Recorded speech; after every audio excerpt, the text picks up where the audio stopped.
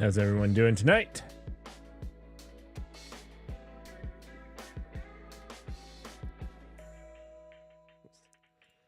Toasty. All right. What are we doing tonight? What are we doing? Let me get chat up. Let me get chat up so I can see.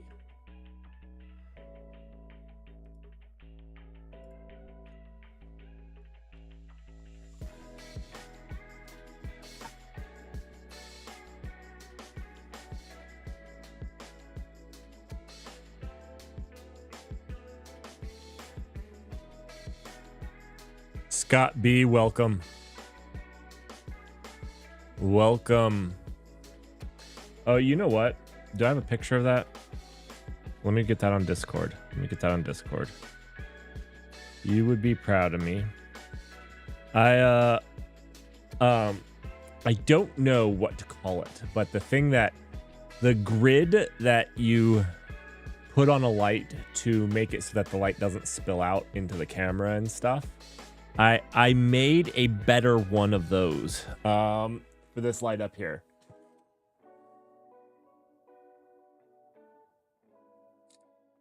I'm gonna put it on Discord for you. I don't know if you're on my Discord now that I said this. I don't know if you are.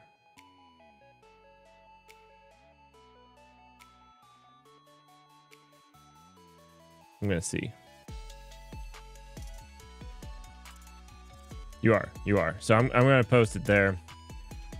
I was pretty happy with it.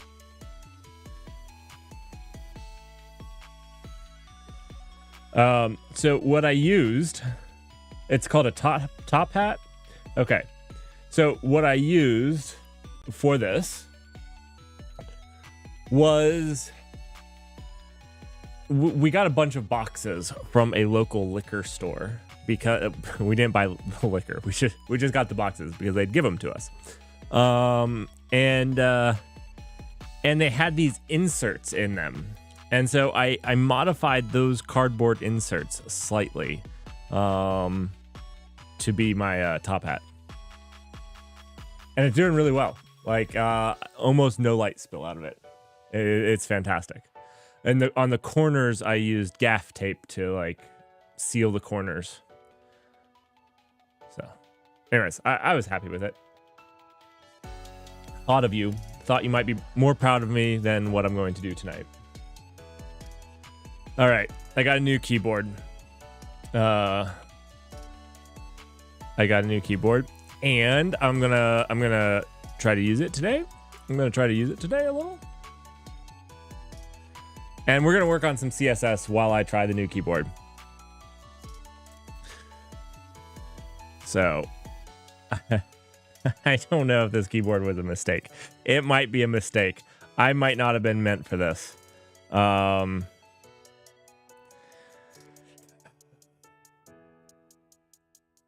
Yeah. Yeah, I don't know. It might have been a mistake. We'll see. It's not plugged in just yet. My old keyboard is, because I had to be able to log in. I had to be able to type.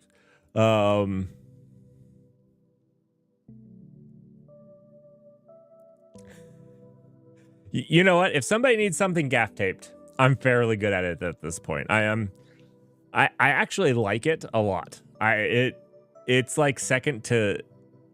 It's way better in a lot of cases than duct tape. Just way better.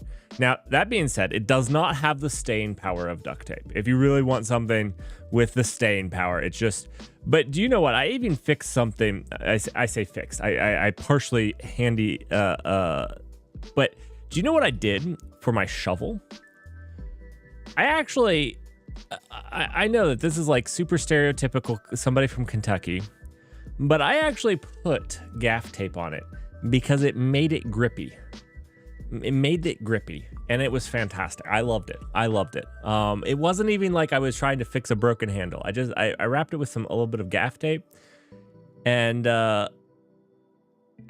I liked it. Anyways, before I dox myself more on stupid things, let's get into this keyboard. Oh, you can make a wallet out of gaff tape? That's actually pretty cool. That's actually pretty cool. I've seen some out of I've seen one out of duct tape before, so I guess that makes sense as a thing that's able to be done. All right. Okay, so this is the keyboard I got. Mistake? Maybe. Maybe. The jury's still out. But there is a configurator. This one. Let's get to it. All right. No, I didn't want the Moonlander. Maybe it can't. Okay, I'm gonna plug my new keyboard in.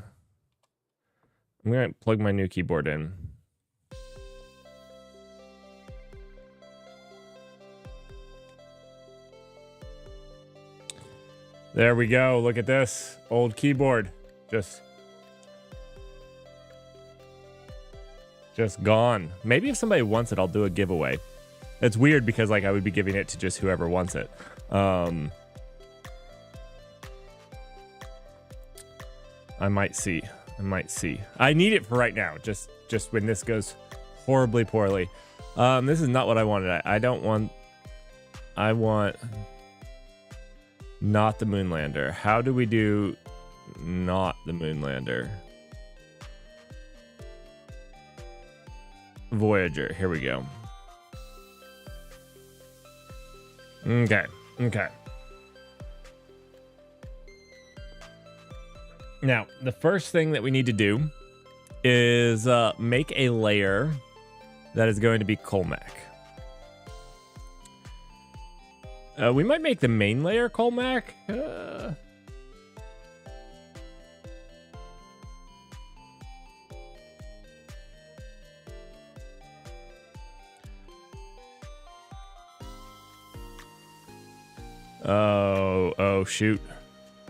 Oh shoot. I don't know the things that I am pressing. How do I do backspace? No. There we go. Now shift.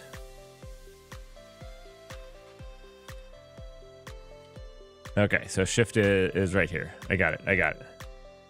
Wait, is shift also backspace? Okay, that's weird. Huh. Okay.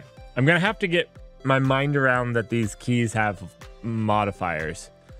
So this is good. Can I copy this layer to another layer? I'd like to make a new layer and copy that over. I guess I can just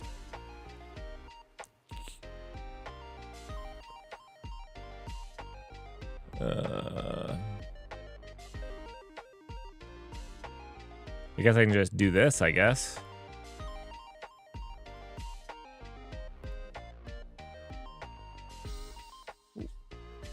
Okay. I'll handle the ones that have modifiers in a little bit.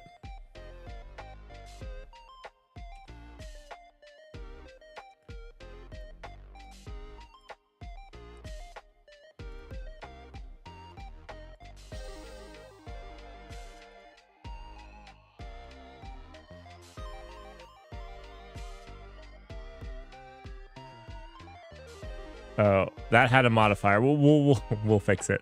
This is alt, left alt. Okay. So Z is that, and then we've got to on hold left alt. Alt, left alt.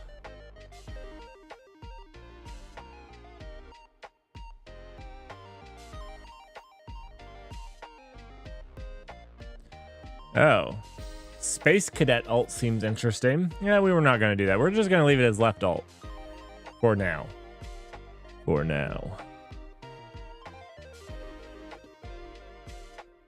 right.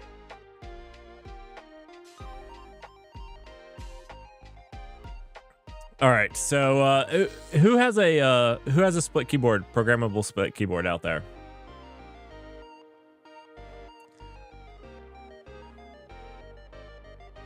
We'll see how this goes. Okay, so then my main layer I want to be Colmac. Right, so this is this, which is good. Oh, this is also supposed to be right alt on hold. Right alt. There we go. Okay. And I think we'll let these things bleed through. I guess we can actually set these. 1, 2, 3, get out of my way. 4, get out of my way. 5, 6, 7, 8. That's not 8. That's 8. 9, 0.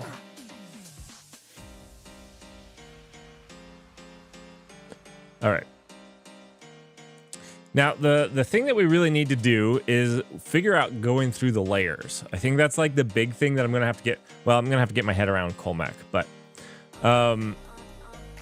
so these are like layers that are set up. Supposedly this will make the sound go up and down. I don't know if that will work out of the box. How do I get to layer 2? How do I get to layer 2? This? Which means then like this should make my sound less. It does work. That's actually kind of cool. I was kind of expecting it not to work with i3.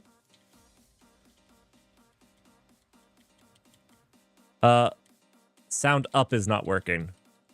Sound up is not working. Just sound down. That's fine. That's fine.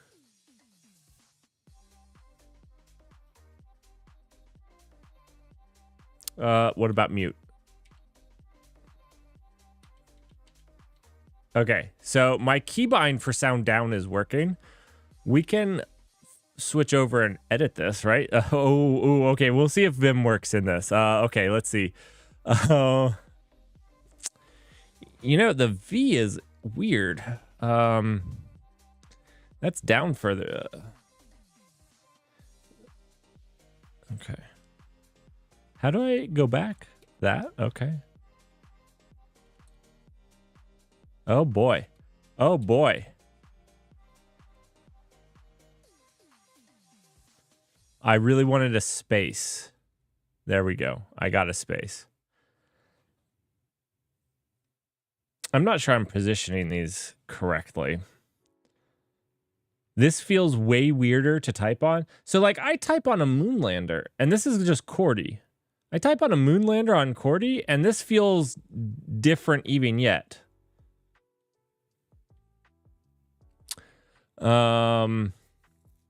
Weird. Okay, so let's oh, we were going into config.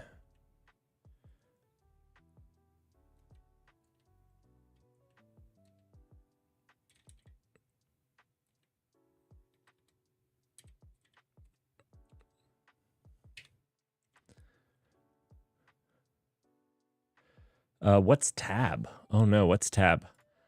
I don't know what tab is. What is tab? I know that I hit it. Oh, it's the big button with a thumb. It's the big button with a thumb. I was gonna say, I know that I hit it, and then enter is this button? Okay, okay. Okay, we're in Vim, guys.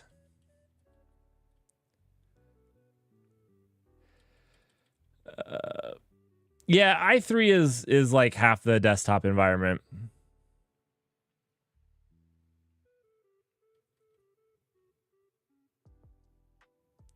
I have these set up here. Let's see. It looks like I...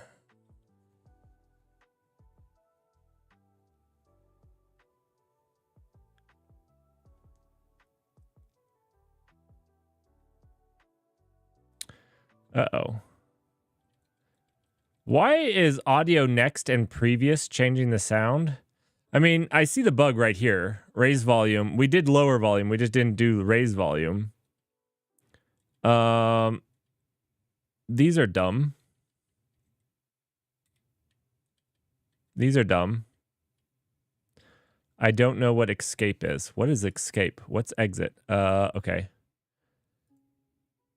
I have to hold to press escape? That's probably no good.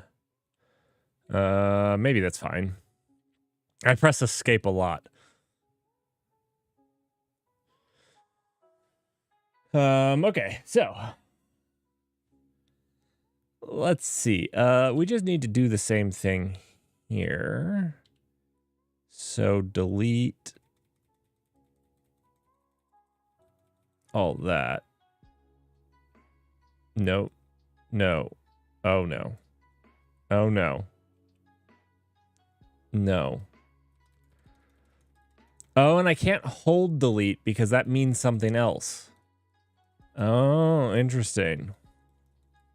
Yeah, I know that there's a good like I was escape. There we go. Okay. I got it. I was gonna say there is a good Vim motion for that.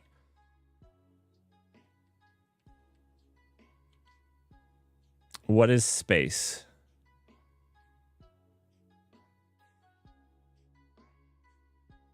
Oh, we know tab. Done. Okay. Nope. I have to hold escape. We gotta change that. And I think this needs to be changed to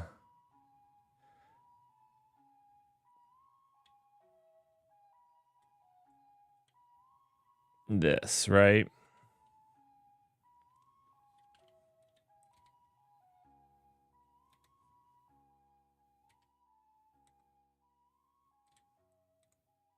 Yeah. Oh, the space is on the wrong hand. I remember this. The space is on the wrong hand. It is supposed to be on the left hand. My goodness, that's harder than it's supposed to be. Get default sync.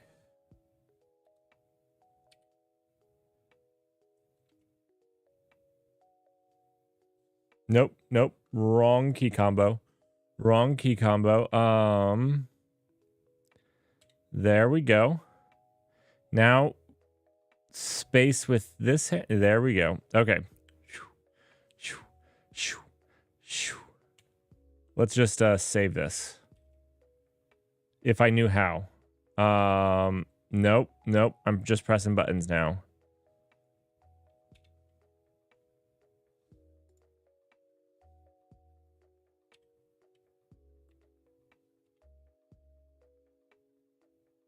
Gosh dang it. Which one's enter?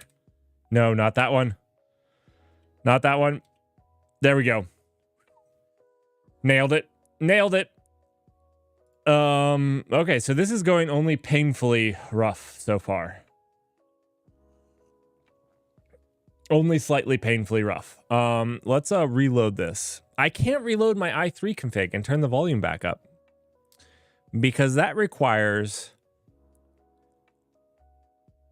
I don't know. It requires Super Shift R. Super Shift R. Can we find Super Shift R? So Super Shift R. Okay, this is easy. This is good.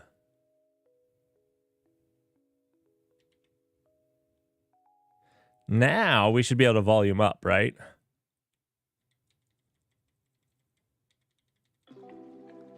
Check that out. Volume up, volume down. Wax on, wax off. Oh, Dane, it's kicking my butt live. I'm getting my butt kicked live. We're working on a configuration as we speak. As we speak.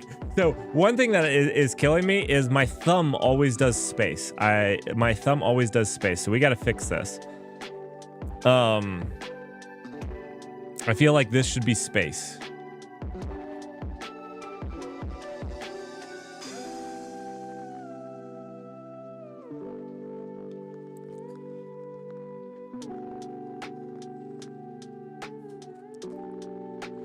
Well, so how its default is with like a right-handed person hitting space with their right thumb, but since I'm a slightly dented person, I hit space with my left hand,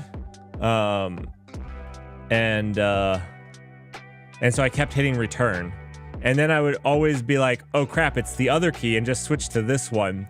So my mind would only use the left hand, and so then I would do return, tab, and then I would have to find where the delete. Okay, anyways, this was a disaster. Let's change this to space.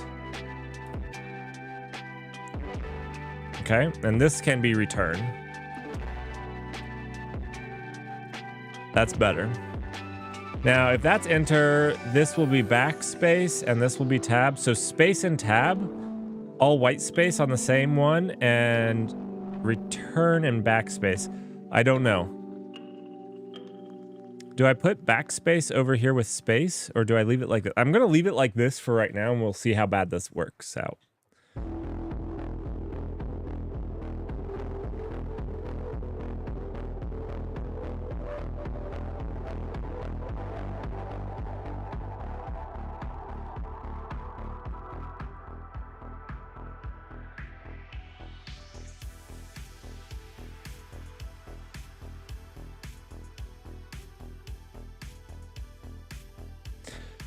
I think the Moonlander is better for bigger hands.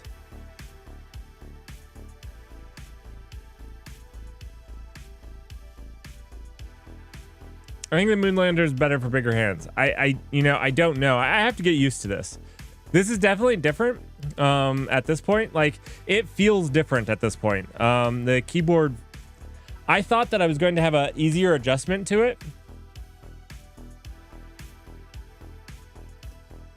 It is a weird Saturday, Dutch. It is a weird Saturday. We're going to go. So this is what I wanted to do, Dutch. This is what I want to do. I want to use it just a little bit before Saturday so we can go through my whole config. But it was in such a spot where I can't even use it because of some things like this being switched, the return in space. Like, I just unplugged it until tonight. So I'm changing just a few things so that I can use it just a little, because there's no way I can configure it without using it a little first, right? So we are still going to go through our configuration on Saturday morning, but I wanted to use it first. What am I going to do with a Hollander? Do I have a Hollander? Do I own a Hollander? What is a Hollander?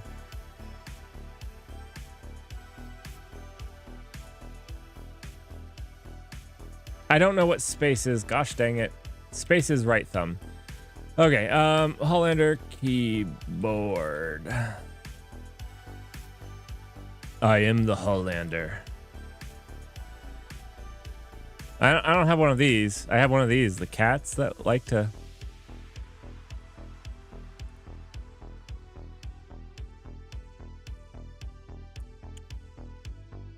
Oh, Moonlander. Okay. My Moonlander is on my work computer.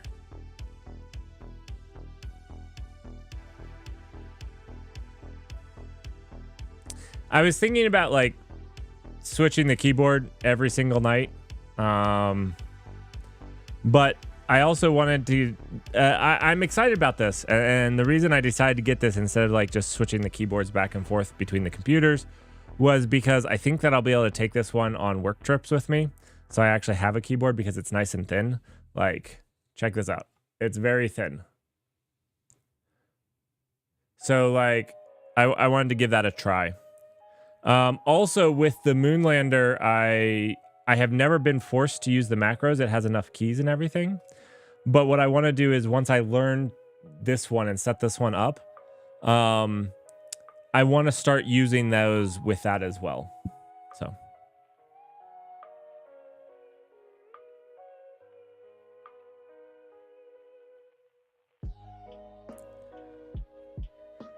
Now this, I might eventually give away this, which is a pretty nice keyboard, but it's just a straight keyboard. Not easy to travel with either. I'm not going to give it away just yet, but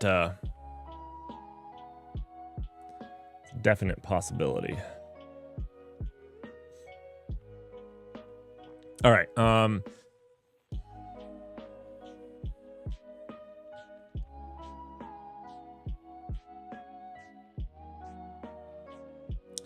All right, and then the last thing that we need to configure before we just go out using this is this layer 3. Layer 3 is good, actually. What we need is a way to get to layer 3. This is a hold. This is a hold. We need some way to switch to layer 3. I wish it was like voice activated, like keyboard, switch to layer 3. Right now it's not voice activated. I've got to get to layer 3 somehow. Where do people put this? On the Moonlander, this wouldn't be too hard because there's like a bunch of extra keys. Like there's an extra row of keys here, an extra row of keys here, an extra row of keys across the bottom, and there's like 4 for the thumb. Although there's really only 3 for the thumb because it has the one red button that's basically impossible to reach. It's basically there to tempt you to try to use it. It's not actually useful. Where do we put... Maybe we just make this one cycle through the layers instead of...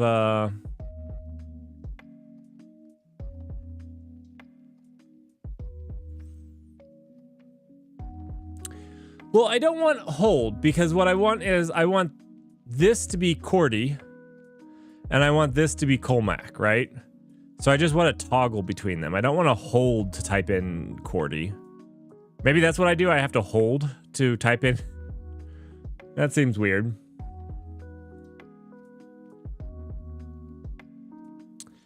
Maybe double tap. Can we do double tap? Double tap, layer. Switch to a layer. Layer 3. Okay, and then on layer 3, we can double tap. Wait, this key is transparent since it's defined on the current layer. It will work just as it does. Why is it, since you're using it as a momentary toggle switch to the layer?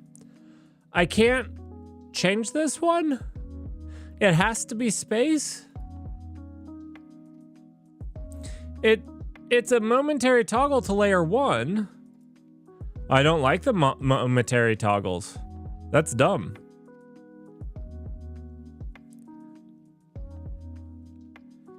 So you're saying that if you have this held, it activates layer 1.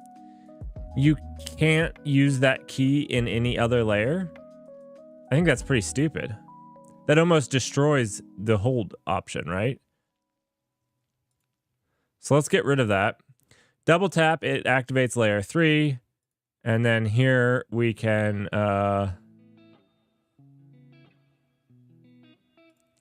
double tap, it's gonna take us to layer 1.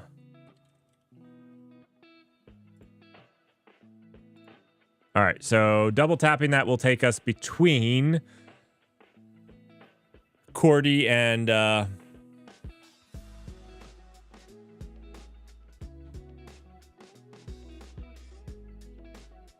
yeah, that's pretty dumb.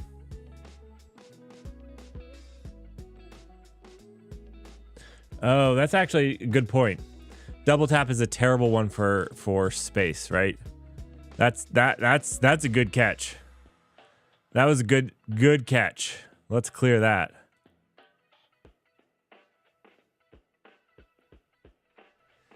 Tapped and then held. That's what we'll do. I don't want the held because I want to then release. It's like long press.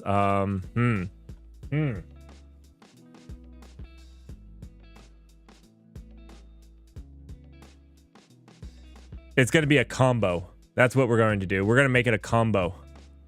If that is what I think it means. I've never done this. Welcome to combos. Combos let you mash several keys together and send a keystroke when you let go.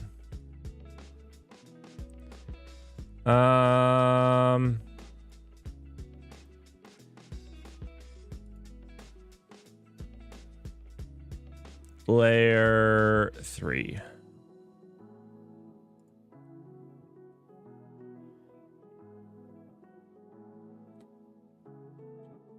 Click on the keys on the keyboard to the left to indicate which keys you want to press at the same time to trigger this combo. Can we do this?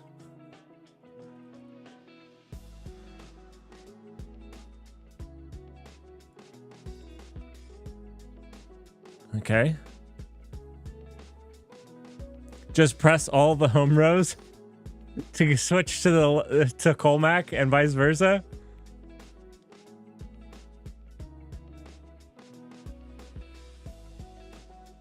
Is that what people do?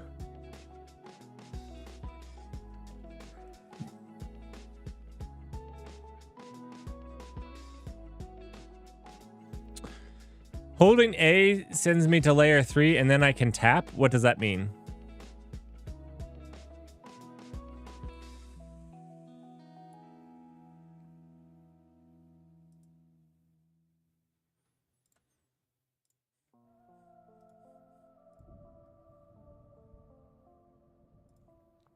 What is enter again? I think enter is this key. There we go. Okay, so hold A sends you to 3, and then you can tap.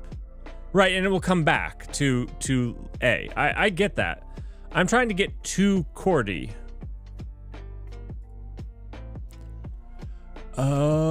Oh, I think I see what you're saying. You'll hold A, you'll get to this one, which allows you to tap to get to these. And then I'm assuming you have some way to get back to brackets. Some way to hold something. No, you don't. So once you're here, oh no, you just have one to go home. Okay. I got it.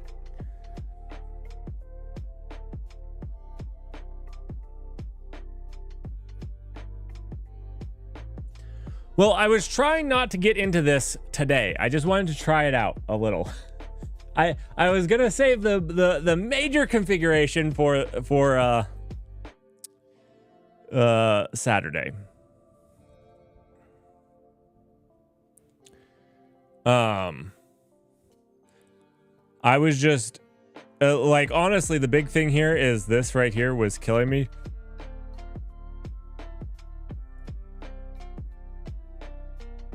This is pretty fantastic, though.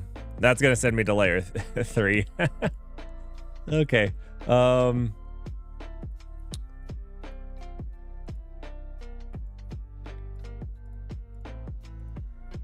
That's QWERTY. Okay, and then this was gonna be Colmac. I'll just set this up to be Colmac really quickly, and then we'll be off to the races. So let's see. This is Q, W, F. And then this here should be P, right? I think P. And then this should be B, I think. Yeah. That's Colmac, right? A, R.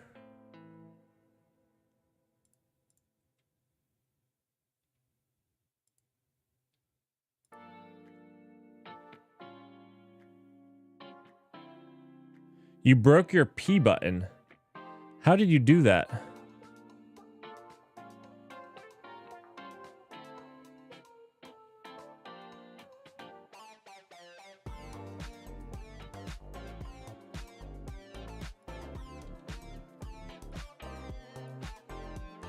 It's not changing for me.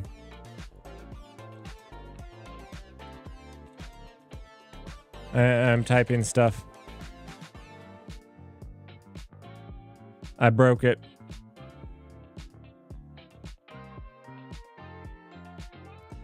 It's broken.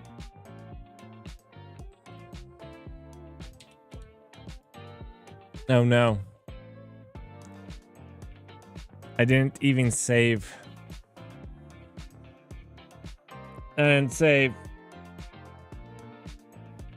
And it's broken.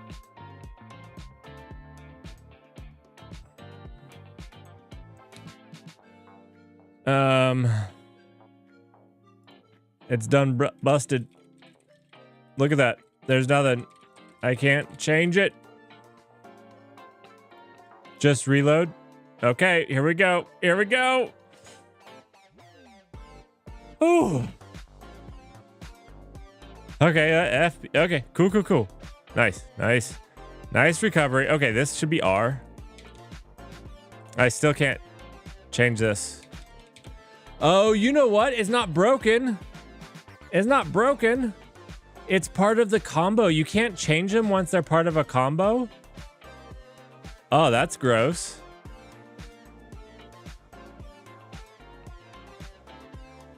You can't change a key when it's part of a combo?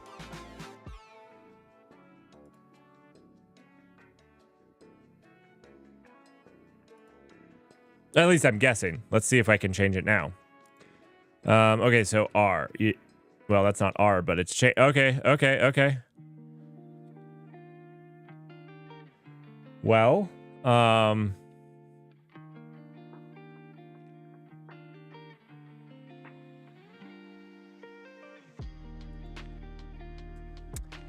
I don't know.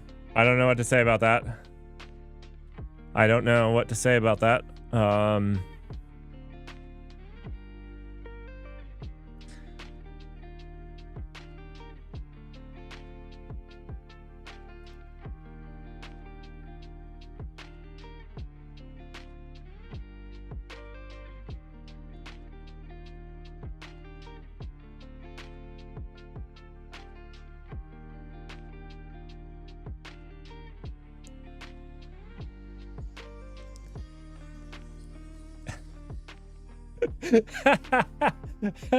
No.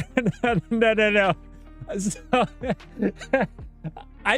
I touch type, so I don't need a QWERTY keyboard. So I rearranged all of the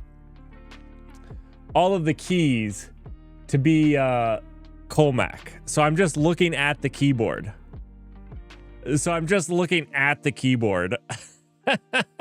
I should have just played it off that I knew it, but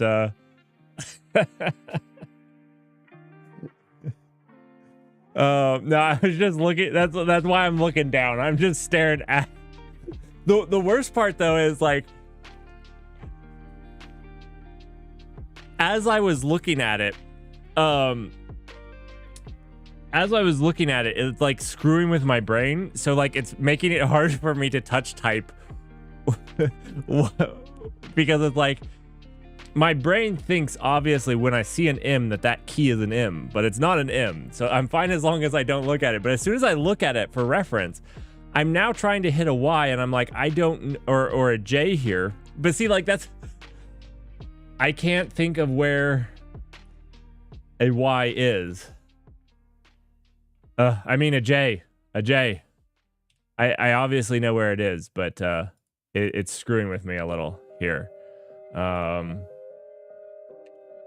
Wait. I need a U, not an I. There we go. Yeah. It's messing with my mind a little bit. Yeah, well, quite a bit, actually. So M, N, M-N-E. What is this? This is I. This is O. Wait, is this O? Does O go all the way over here?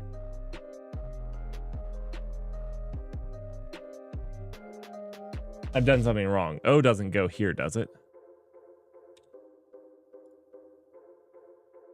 Does O go here? Maybe it does. I'm just a little crazy. It does go there. Okay.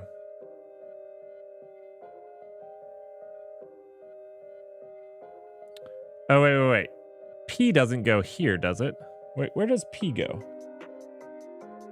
Where is my P? Yeah, P is over here. This is supposed to be that. Okay. Sanity has returned. Maybe not sanity, but you know, we'll K goes there. And then H Dang it. H goes there. And then these are the same, I think. At least I'm not touching them for right now. Does that look correct?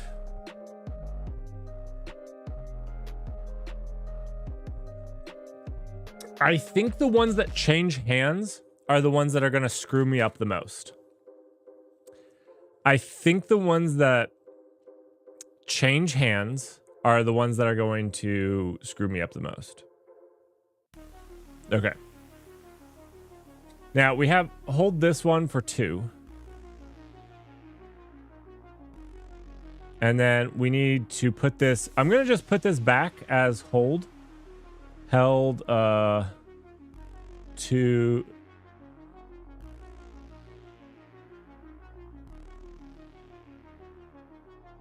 a layer, not tap, hold. Just that's what it is right now, and we're gonna just go with that. To, and I'm just gonna use it that way. Like I said, I want to use it a little tonight. I want to use it tomorrow, and then circle around on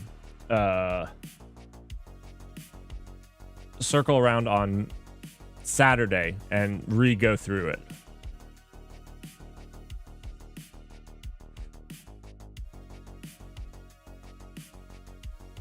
Enter and backspace next to each other.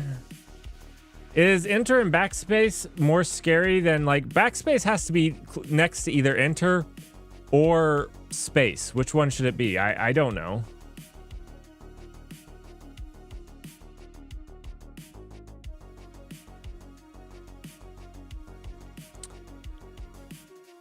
I just know that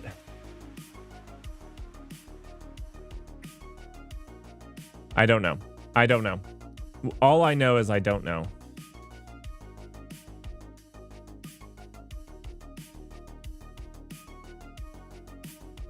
Wait. Okay.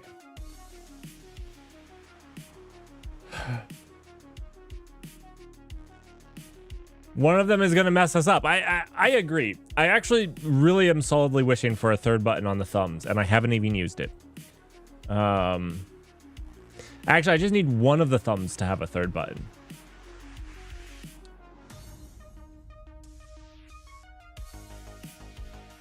All right, in 1 here.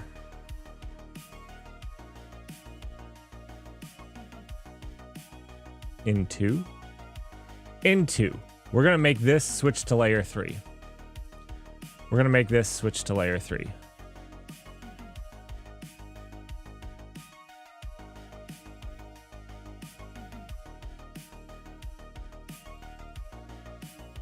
Okay. So then it's just left thumb X, layer 3. Now layer 3, we're going to have the hold to go to layer 2, and it will be the same to go. We'll just make it Z. We'll just make it Z. We'll be layer 1. This will probably screw me up, but you know, it's fine.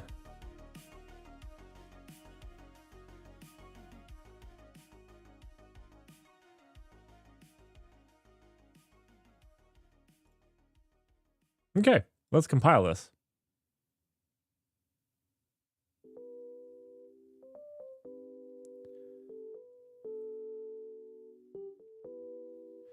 Well, Dutch, this is only when I'm switching from QWERTY to Colmac. The idea is that I don't do it a whole lot, right? I think it's fine if it's a little crampy.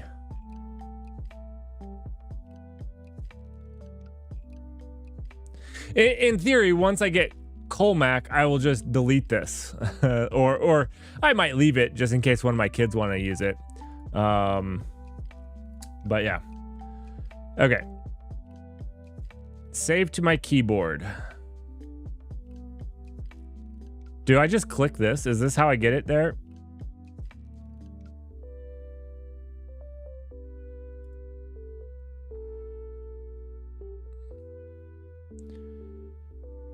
Press the reset button. Where's the reset button? Is it this?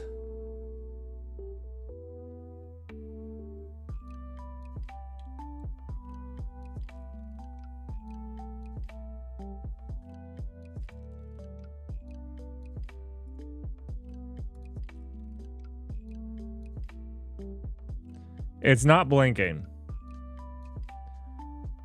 So maybe I did it wrong.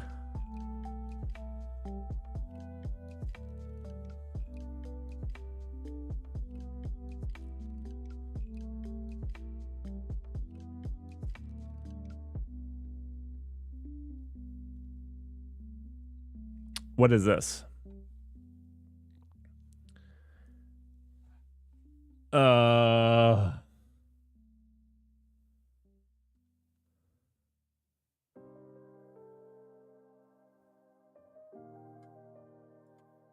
Oh boy, I guess I'll do this.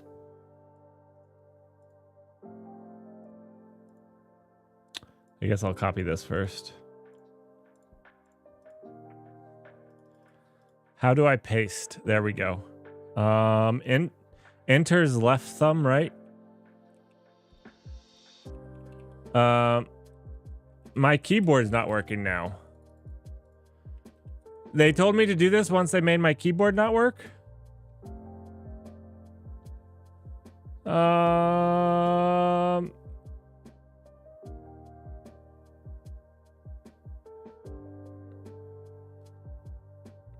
Really? Can I just unplug my keyboard and plug it back in?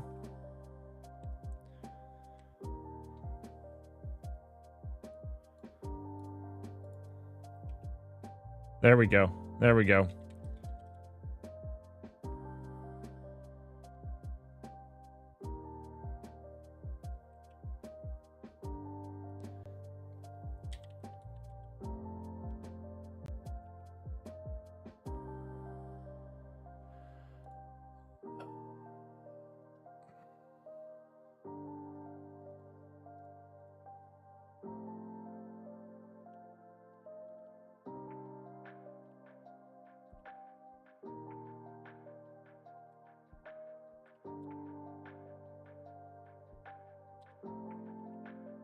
Oh, I can't do it.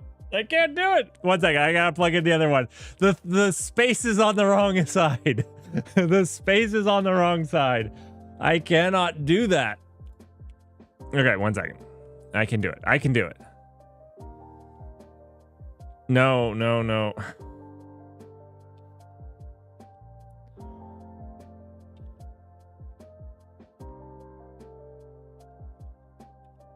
Nope. Nope. Nope. There we go. I got it. I got it. I got it. We're good. We're good. Okay. So. Space. Vim. Space. etc. etc. udev. Rules D50 ZSA dot rules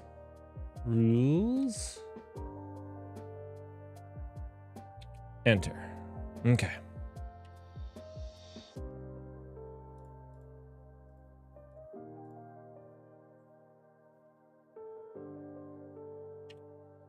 We're in insert mode. We're in insert mode. What is Control P? What is Control P? Control Shift P. I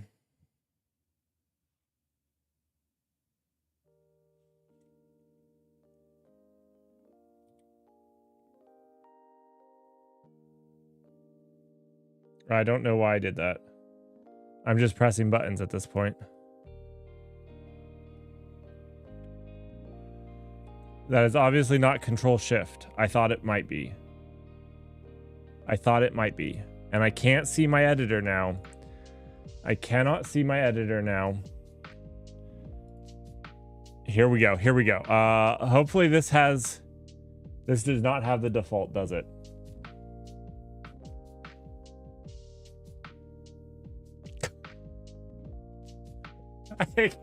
I can't paste.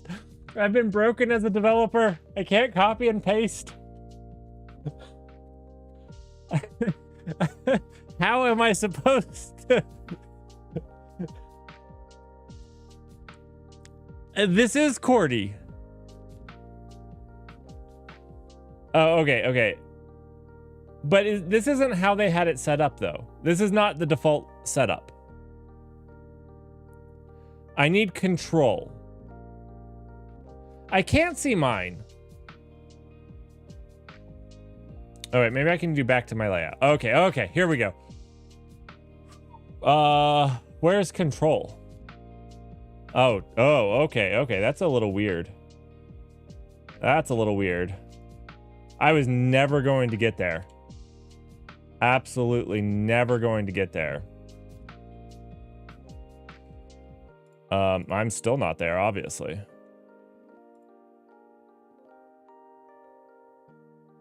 Left control. That should be shift. Okay, we're in insert mode. That's P. Control shift P. What is it doing?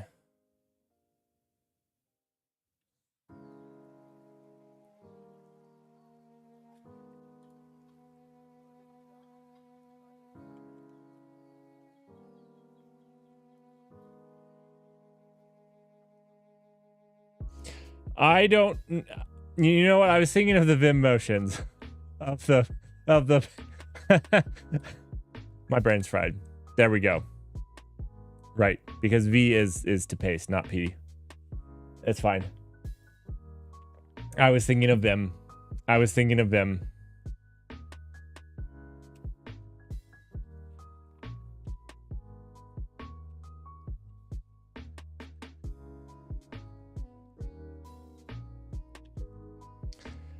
I can save. I know what shift is. Please. I just hit mispressed a few. No, that's I'm stuck on P. My goodness. I'm stuck on there we go.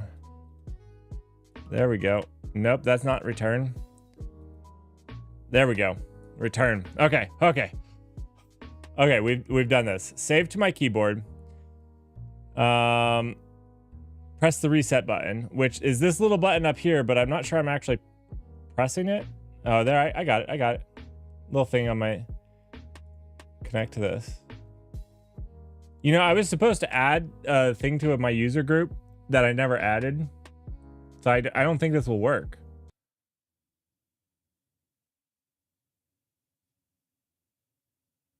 Music, stop. That's an ominous thing.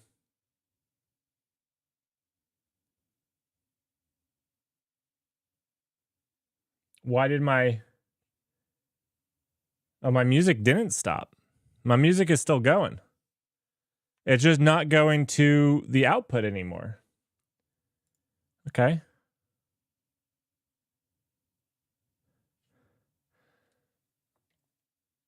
I'm showing off my hand. Check out that keyboard, why don't you? Oh yeah. Sorry. Fine.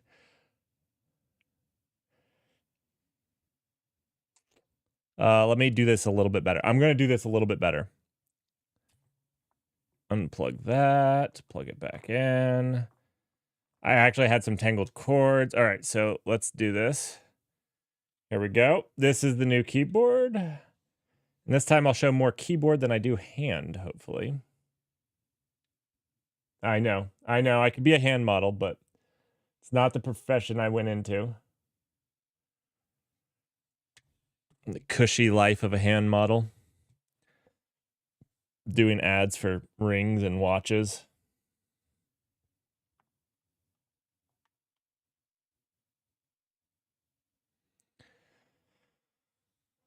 We're spirit brothers now, Dutch. Spirit brothers. We're both in a lot of pain at this point. Is it comfortable? Well, Dezo, it's not really comfortable because I've been doing a lot of wrong things on it because it doesn't have as many keys as I'm accustomed to.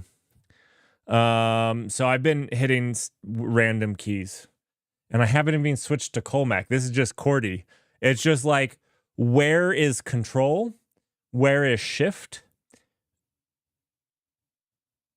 Where is escape? I don't know. Yeah, I was gonna say it depends on what you're asking. So far, it's been comfortable on my hands, not my brain. My brain has been in turmoil. I didn't even do all of their steps. They said it worked. Let's see if it worked. This. Oh, look at that. Space is with my thumb. How glorious is that? Okay, I don't love that. There's like a delay in space. Oh, because I have to see if I am holding it or not. Huh. Don't love that.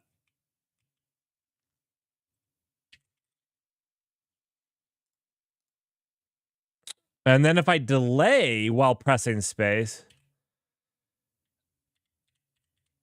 it... Uh-oh. We have a problem. I'm stuck on the other layer. It's supposed to be a momentary thing. It's supposed to not keep me there. Oh no. Yeah, it's supposed to be only hold. I'm stuck on it. I'm in purgatory.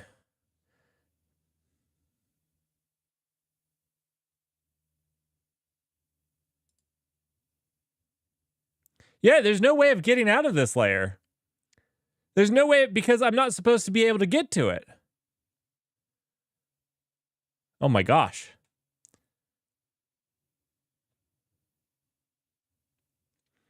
I might be able to save this because... Oh no, this was overwritten with 0. I was gonna say if I could get to the next layer, I could force it out. I think I just have to reset the keyboard. Oh, this is a huge bug. One second, I just got to reset the keyboard.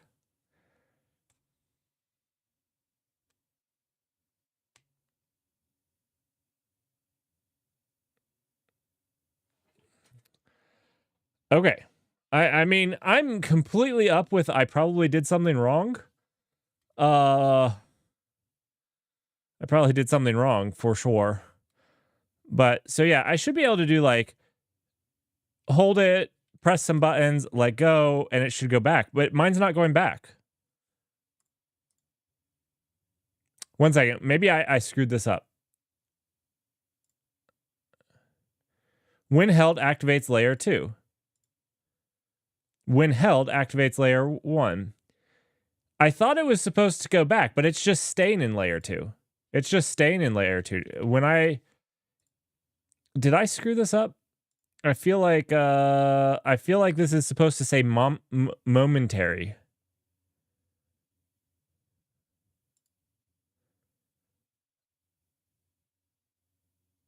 Yeah, this is a direct switch. I think I screwed this up. This one I think is on me.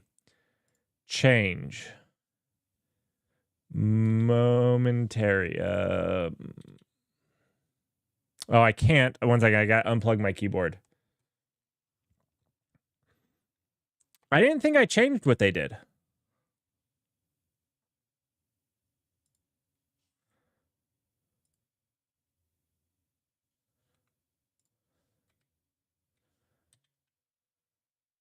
Oh no. Oh no. I'm on Colmac. One second, I can change. I can change it to QWERTY. Oh gosh, what have I done? Okay, I gotta hold this, and then I gotta hit X to get to QWERTY. I think I'm in QWERTY now.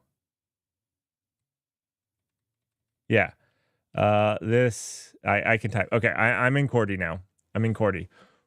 That was close. Okay. So momentary layer toggle. That's what it's supposed to be. I didn't change what they had. I honestly didn't touch what they had. And it was supposed to be a momentary.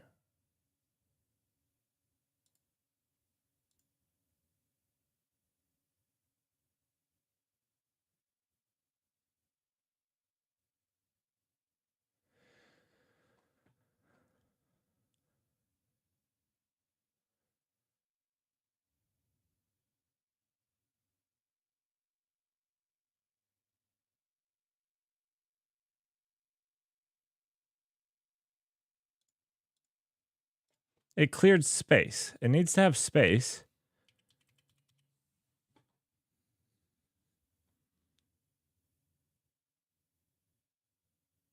No, it has to have it has to have two. This is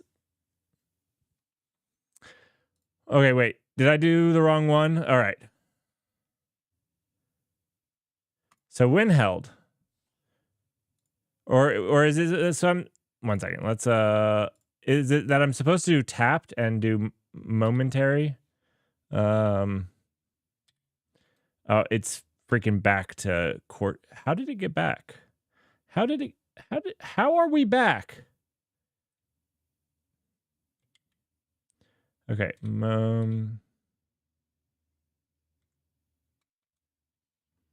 Oh gosh, pressing buttons. Not the right buttons. There we go.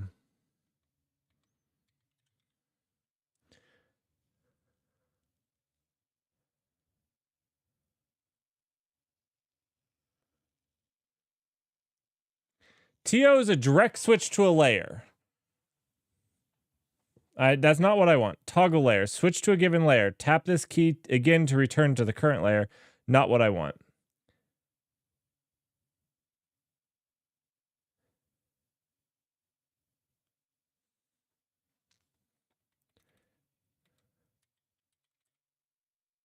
And there's no momentary for tapped. Now held, there is momentary. There's MO, which is a momentary layer. It activates the selected layer, but only as long as you keep the key pressed. This is what I want. But then it says I can't have a tapped. You can also specify,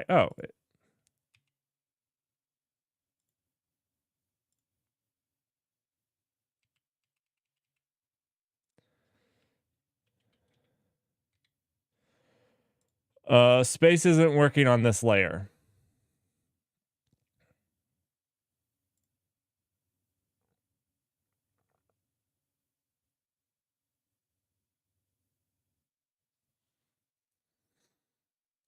I don't want layer switch.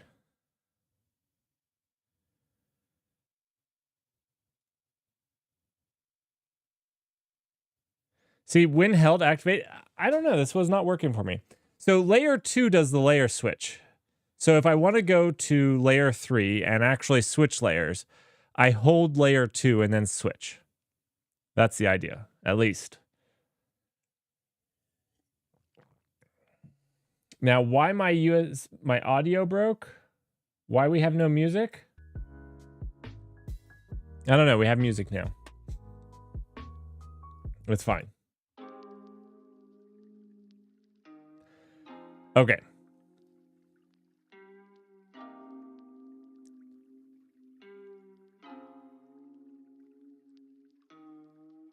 Just swap to a new layout. Well, Vincy G, welcome to the club. I am struggling to do even just doing this.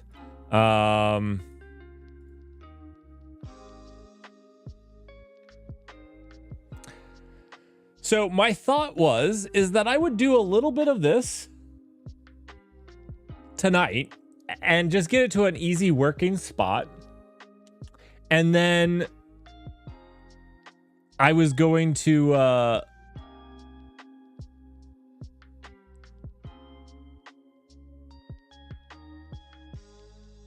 get it to a nice working spot. And then what I was going to do is use it for today and maybe a little bit of the morning of Saturday. And then Saturday on stream, we would re-go over everything that I set up and tweak it a little bit. Because I was going to maybe do my NeoVim config too. We'll see how well I'm typing with this. All right. That time I didn't screw with the music. I don't know. All right. All right. This is Colmac. Backspace is... I think I want space and backspace to be with the same hand. I know that I just did this, but I think that space and backspace should be the same hand. Is that standard?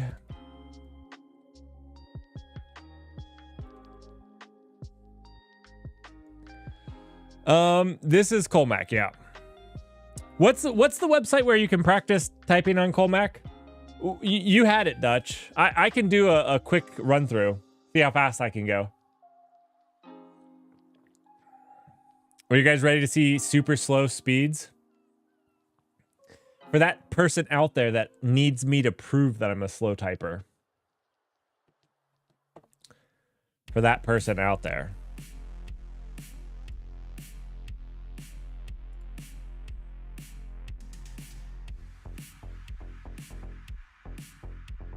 I'm trying to think of which is the return key. Not that key. That key. All right, here we go. Yeah. Okay, so SONS space TRAI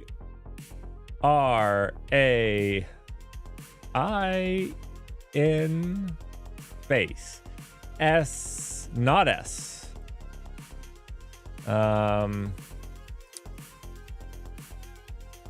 Oh gosh. EASTER.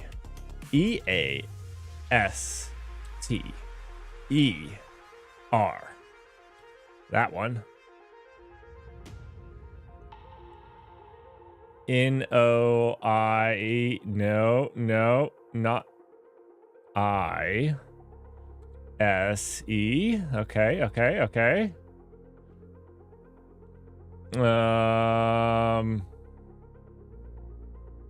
Gosh, this is painful. TESTS. SEASONS.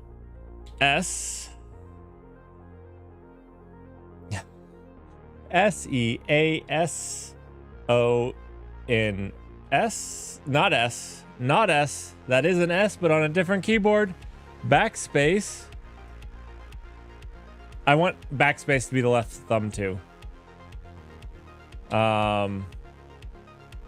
That's what I keep going to.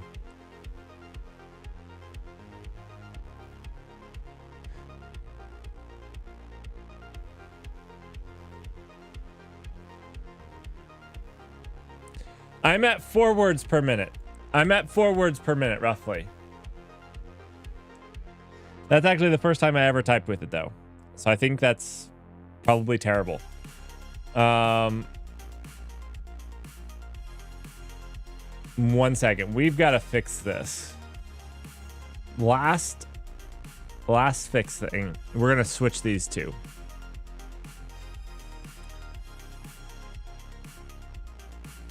So this is going to be tab now. This is going to be tab.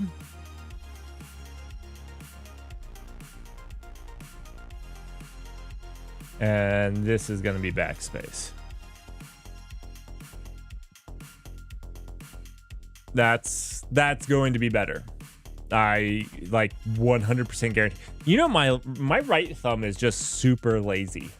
My right thumb is super lazy. It hates working. Absolutely hates working.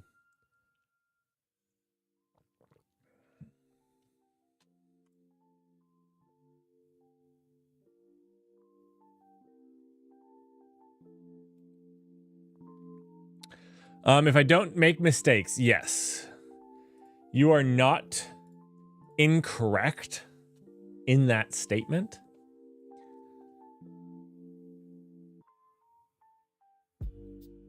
You know, their light theme is awfully dark. Their light theme is awfully dark. My goodness. Hate to see their dark theme. I know, Dutch. I know, Dutch. I know. I know. All right. Sergeant Pepper, how are you doing?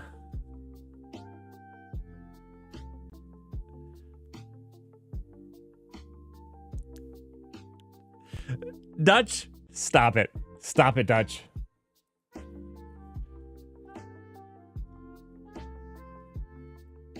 That didn't happen. I refuse to believe that that happened at all.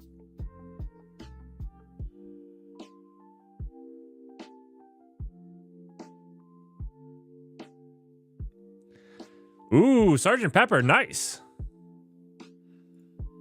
That seems like a lot. All right, now I need to figure out how to do I3 with this. So this is Linux, the Linux key down here. So I can switch between these using this. That's not super comfy, not gonna lie. I don't think Linux key should be there, or the super key. That kind of hurts to reach these up here. I guess I can actually just smash it with the bottom of my palm, since it's the corner key. I can just get it with the palm. Maybe that's how I do it. This is not bad, actually. If I just press this button with the palm of my hand. Okay, so then the other thing is I need to do shift. If I do shift though, shift is, why is backspace there? Why is backspace there?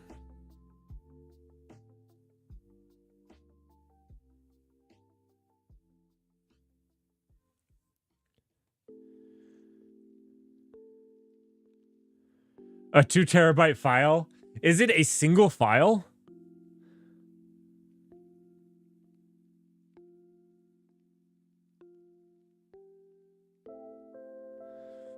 Is it a single file? Like, what file system were you putting a single file of 2 terabytes on? Like, what computer were you opening that on?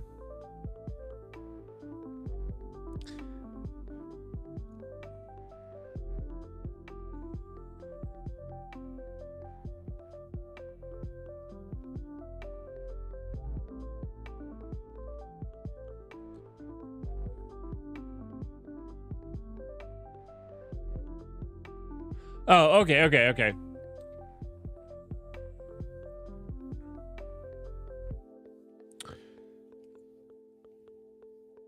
All right, so to move this window to window 3 or 4, I'd have to do this, which is painful, but possible. It's a weird movement. I'm getting my hand all, I look like a T-Rex. I call it going full T-Rex. Because I gotta hit shift.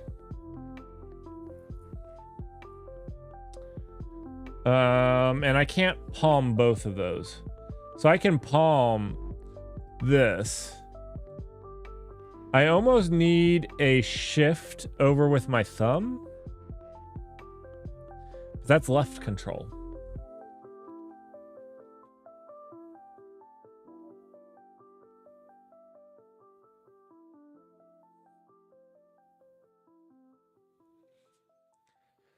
Oh, I could just do I3 buttons or an I3 layer.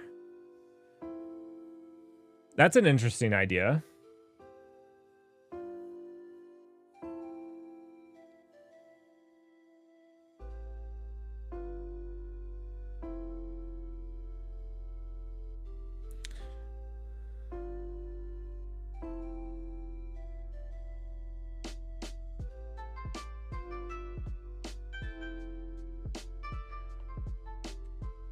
I'll have to think on that. This is fine for right now, what I have. I think I'll either make a layer for I3.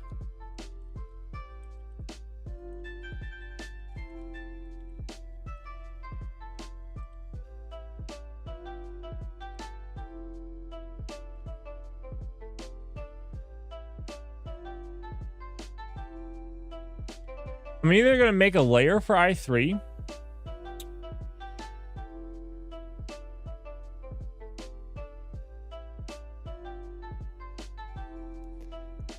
All right, I'm gonna give you guys my hot take.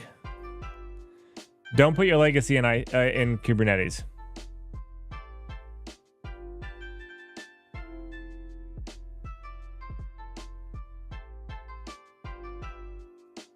There you go. Don't put your legacy app in Kubernetes.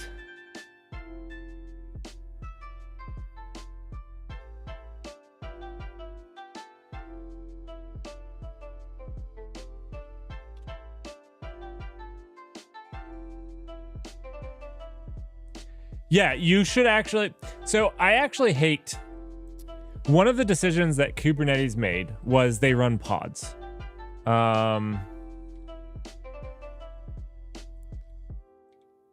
gosh, I'm in the wrong layer. I can't type. What is it? It's this, then X. Okay.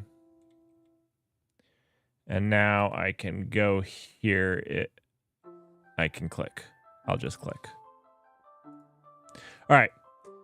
So one of the worst things that they've done is the pod.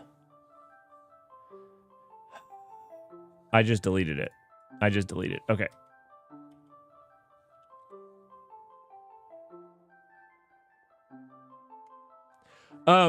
One of the worst things that they did was a pod.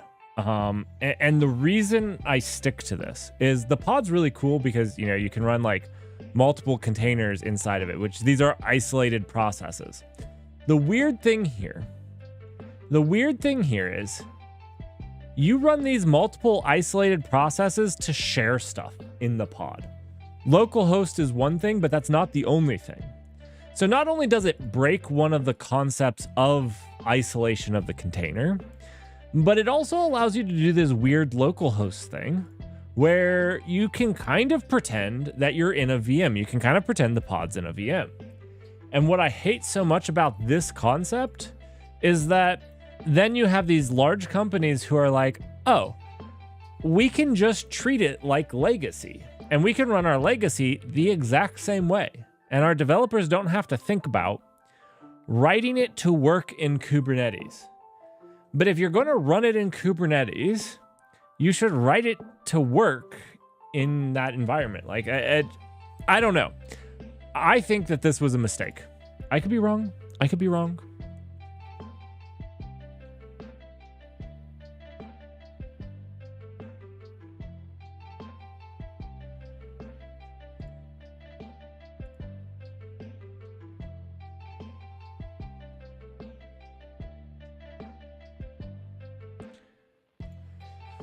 All right.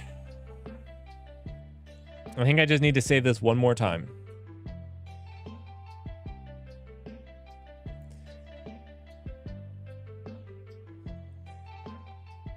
And then we're going to be good.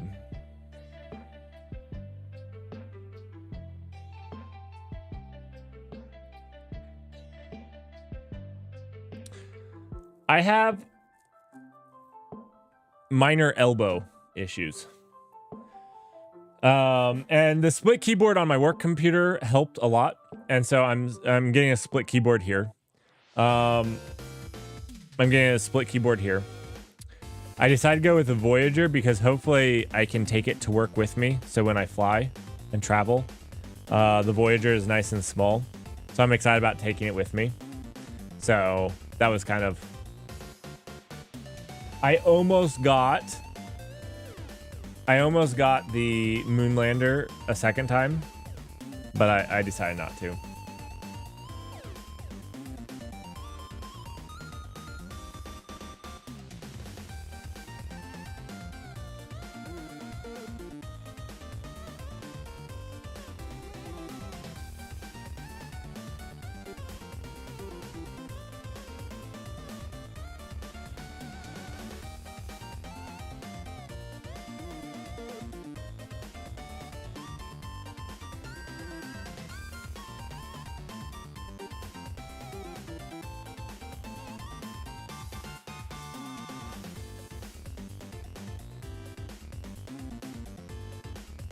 I don't have, I don't really use a tablet of any type. And I do have a phone, but I don't know that I would ever plug a keyboard into it. I just don't use it that way. All right. Okay, so let's save this to my keyboard. I think that I have everything I need now. I can i3. There's some i3 things that are not working real well. We need to find a better place for the Linux key, the super, the special key.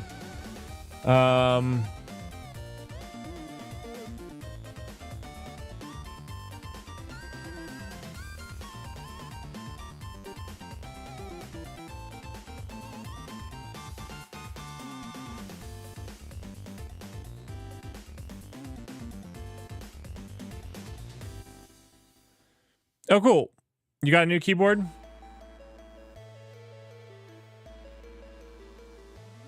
I'm just going to leave it as it is right now. Like I said, I didn't want to set it all completely up tonight. I want to do some of it tomorrow or Saturday. I just wanted to actually use it some so that I could actually set it up some. I feel like, though, honestly, it's not going to be I go set it up one time. It's like we are going to continuous. Now that I've done this a little, we're going to probably just tweak it for the first week. For the first week, we're just going to probably...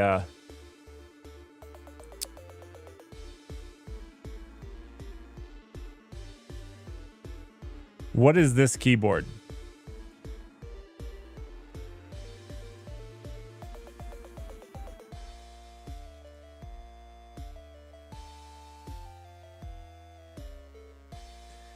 Oh, yep. Yours is geekier. You win.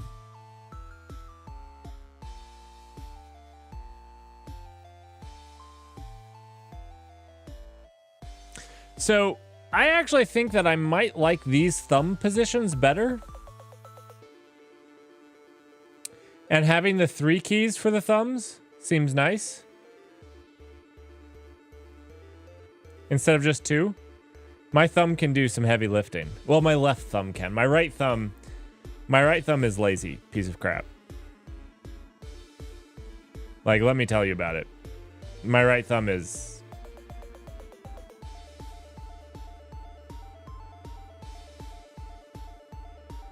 The Ferris sweep? Is that what you're talking about? I think it's called the Ferris sweep. Let's see. Nope, this is the wrong keyboard. 1 second. X. There we go.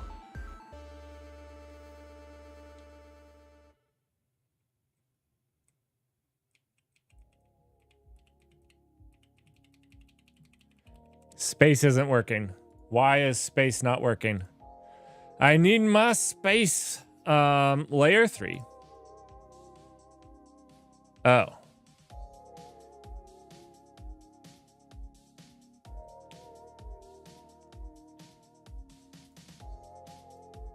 Well, this was just wrong. There we go. There we go. Whoever created this keyboard just gonna have to compile it again. Gonna have to compile it again. My bad. That was just busted.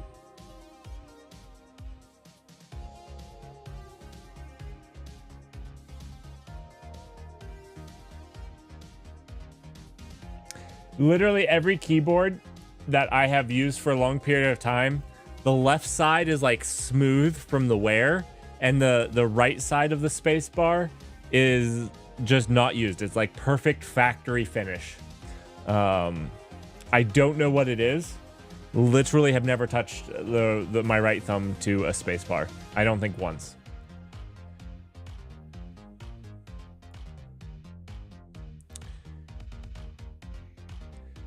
It comes very unnaturally.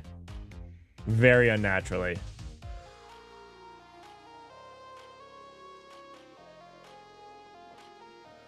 Oh, changing the colors might be nice. So I can just look down.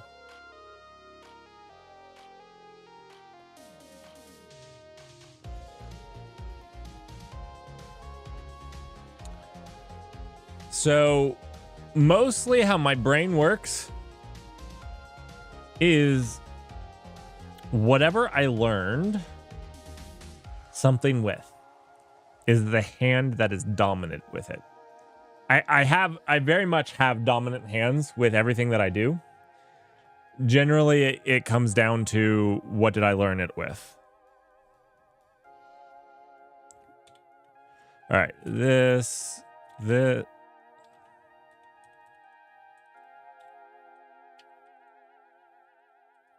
The right hand is not working. The right hand isn't typing. The right hand's not doing anything.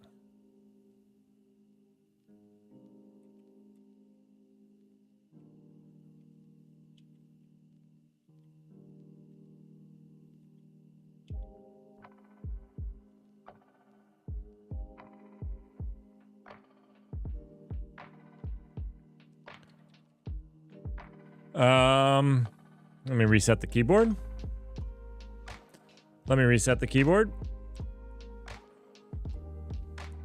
All right, is the right hand work? The right hand is working. It's in Colmac. Now, when we switch to not Colmac, the right hand, why did the right hand die?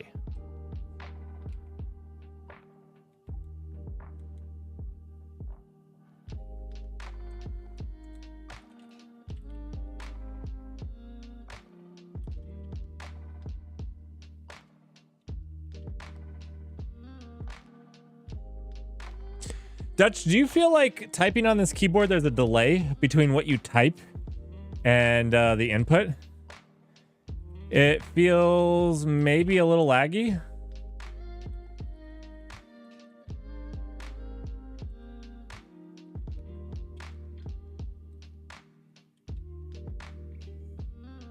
I couldn't type a question mark.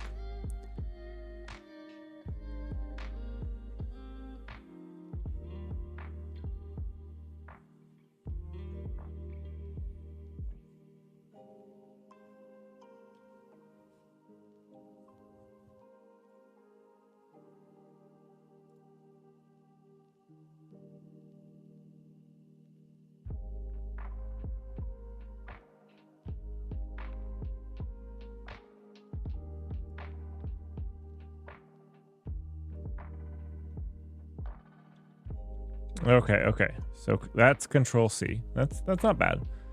That's not bad.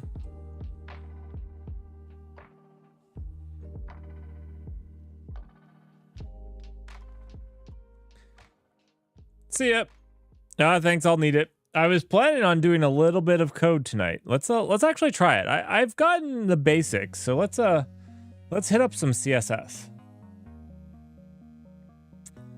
Worst case, I can switch to the other keyboard if I need to.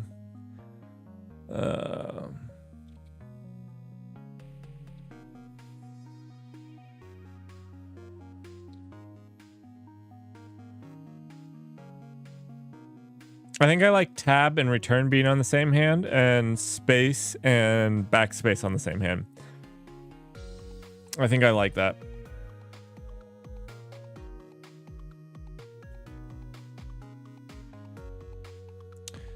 All right. Let's try to get these positioned. Okay. This is where it's a little weird. The escape you have to press and hold. I think that's something I'm going to change on Saturday.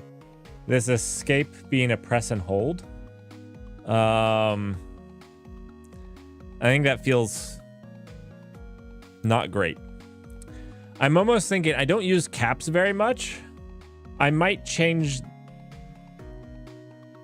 this to escape. I might change this to escape. I think that's probably what I'll do at this point.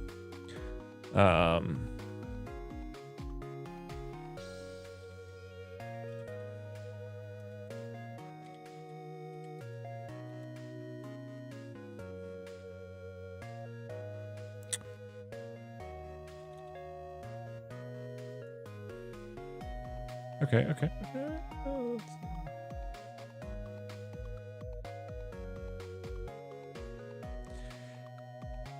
I'm not gonna lie, Dutch. The keyboard feels a little laggy to me. Oh, you removed caps as well? It's not something I use very much. I was gonna say most of the time that I use it, it's on accident.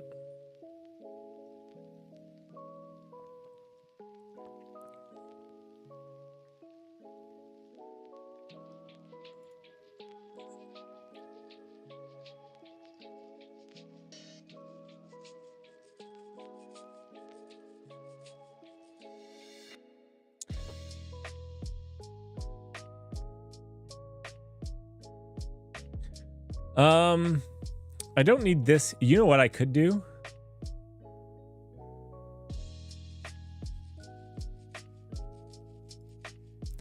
I might have the long press of this key be my I3 stuff.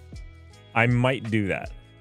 That might be beautiful. Held.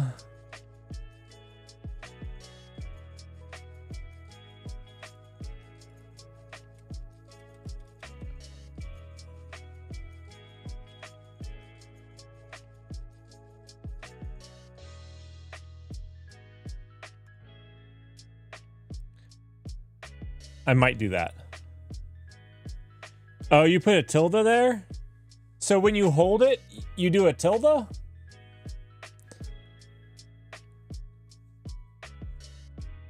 Wouldn't that just be shift right now? Wouldn't that just be shift? No, that would be plus. That would be plus. So you had, which makes sense. So you have when you do, you hold, you do a tilde.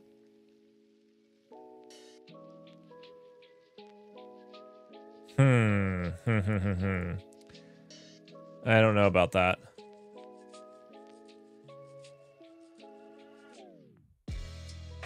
I'm gonna try this for right now.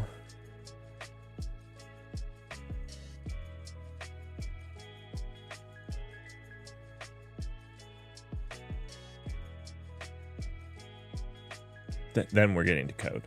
Then we're getting to code. Because we have a proper escape button.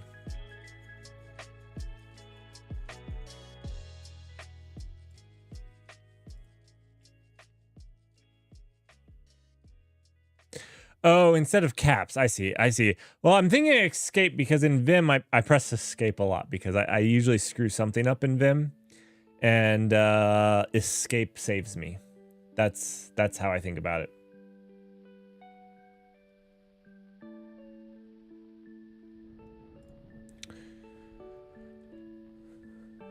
That's actually pretty nice. That's actually pretty nice. Okay, duh. Oh, all right. So do you guys know what Vim spells in Colmac?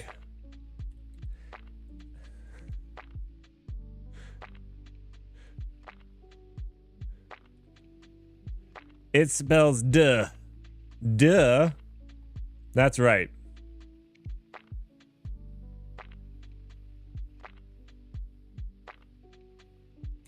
It spells duh. Okay. 1 second, thinking. Processing. There we go. I think we're now in the right layer. Yes, we're in the right layer. Okay. Can I do CSS after this mental gymnastics that I've been through? I don't know. We're gonna try. All right, so now I can just press that as escape. Cool. Oh, gosh dang it. So, I can do this. I can do this.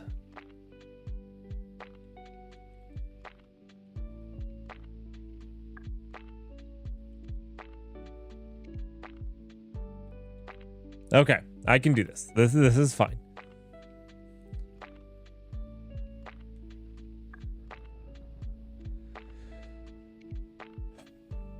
Just breathe.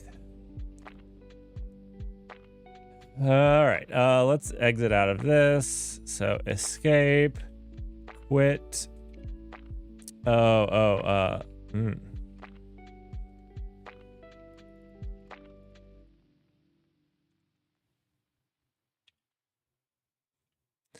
So on the Moonlander, my shift key is 1 key down. So that's gonna take a little relearning.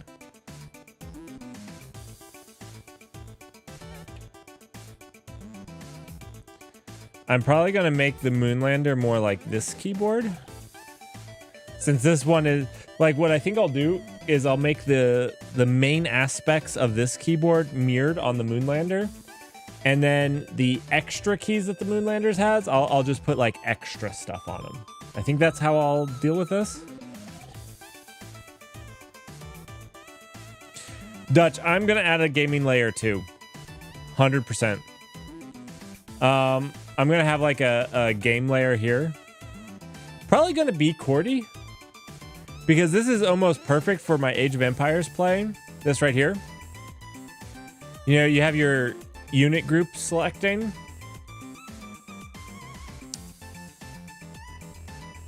And then the other hand's just screwed. If there's something over here, it's not happening. I could have a stream layer too, but I already have that, right? I already have that. No more Stream Deck? So it's difficult though, because my keyboard doesn't go to the computer that streams, right? So no matter what I do here, this is just on a computer and it's captured on another computer. And so the Stream Deck actually plugs into the other computer. You're not wrong. Another thing that I might do though is have a layer for video editing, like to do all the hotkeys for editing videos. I think that would be really cool.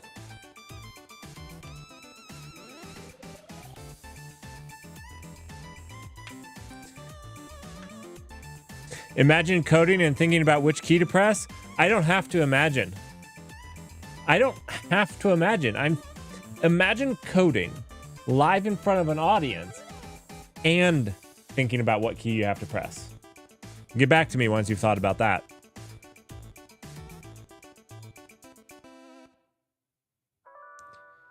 What's up, YouTube? We are learning a new keyboard, a new key layout on a new keyboard, and we're gonna write some CSS while we're at it. It's gonna be awesome. It's already been fantastic.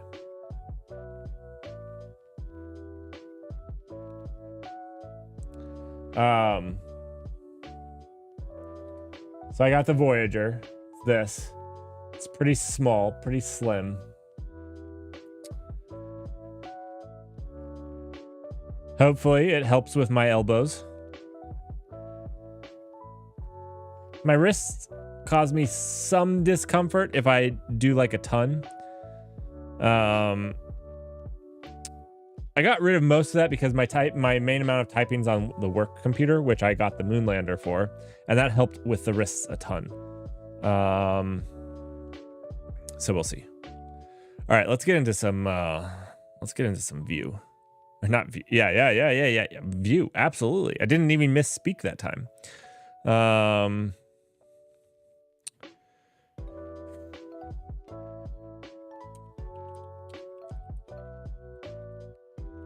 Look at that skill and precision I used to type there. Skill and precision. It almost was like I was on my native keyboard.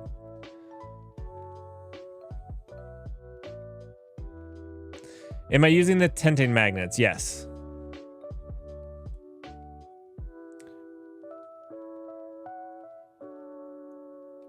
They're on there. I don't know if you can see that very well. It's going to focus on my face. There we go. I actually wish it tinted a little bit more.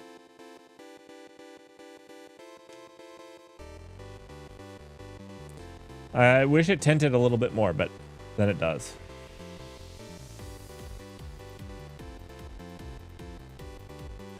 You want me to monkey type this? I don't know why you guys like to humiliate me.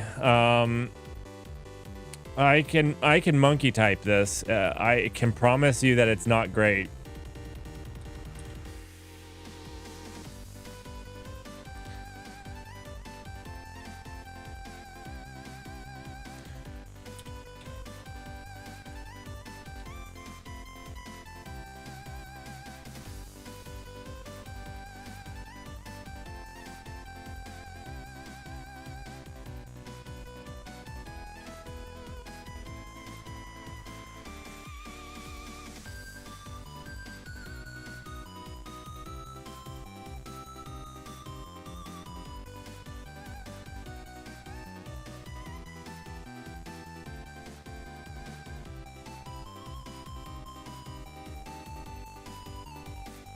Not great. Not great.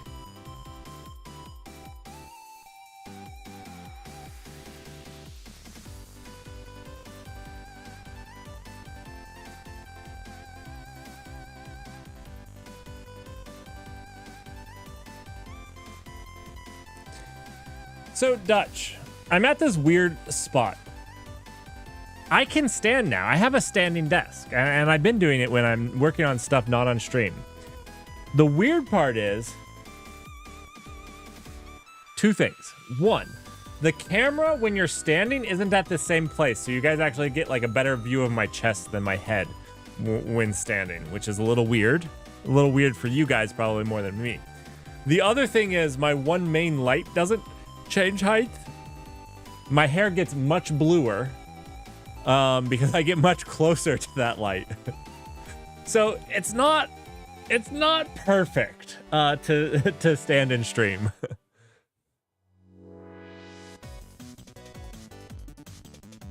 No, Vince EG, I'm actually worse than blank keycaps because the keycaps are not what the buttons are. So if you look, it kind of messes with your brain because if you cheat and look, the keycaps are not what I'm typing right now. So good luck with that. Every single time I look down, it's screwing me up. Because when you look down, you're like, oh, that's an M. No, that's not an M. That is not.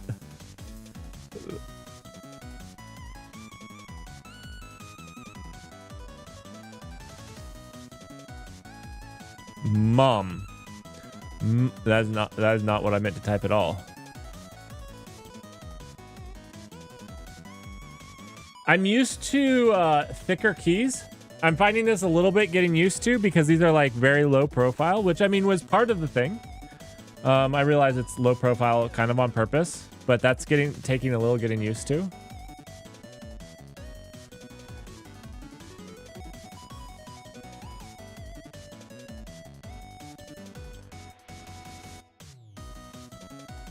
I'm a little older than 30 years old. I'm 35.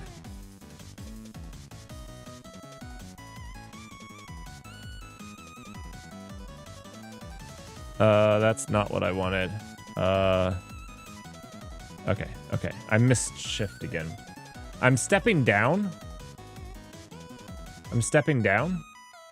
I got into coding late, so I'm hitting this instead of this for shift. That's what my Moonlander does. You know what? I might switch this. I feel like that would be weird to switch. I feel like it should be here. I just need to switch it on the Moonlander. I think that's what I need to do.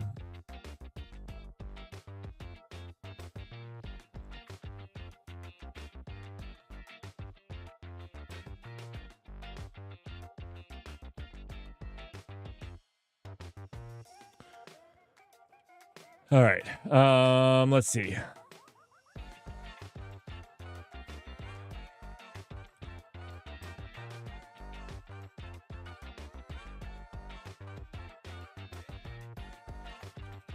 Okay, so let's be fair here. So you guys don't think that I'm doing better than I'm doing, because I'm doing really fantastic. I am not using Colmac. I am using layer 3 right now, which is QWERTY. It's QWERTY, but like escape is here, so it still remaps some stuff. Like space is this is backspace, this is tab, this is return. These are the things that are screwing me up. Shift is this, not this button. But I am just using QWERTY right now. My goal is to switch over to Colmac, and I don't know what I'll do for Vim with Colmac. I honestly, I think I will leave it. I won't remap. And the reason I won't remap is because I think one very powerful thing with Vim is that you can pick it up anywhere you go and use it. And so I want all the motions to be the same letters and me just memorize a different pattern or a different style of keyboard. I think. So and honestly, I want to get away from HJKL. I want to get away from using those if I can. I know when I'm thinking I do this chronically, and I'll have to come up with some other way to vocalize without saying which is generally this.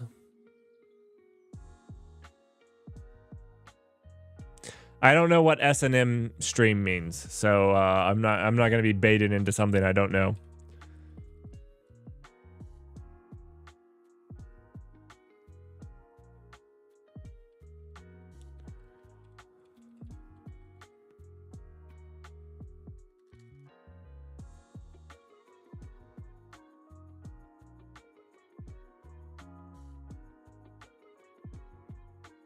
Oh, it's not sad.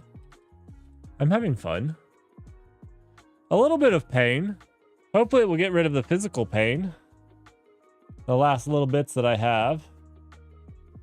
I don't know what I did. I don't know what I did.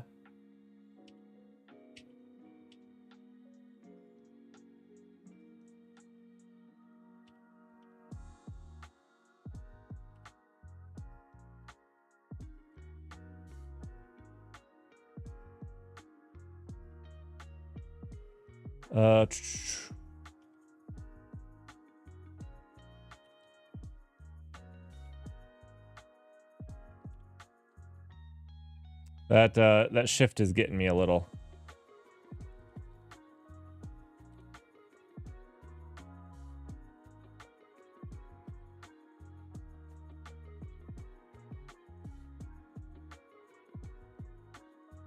I did it again. I'm not hitting the shift properly.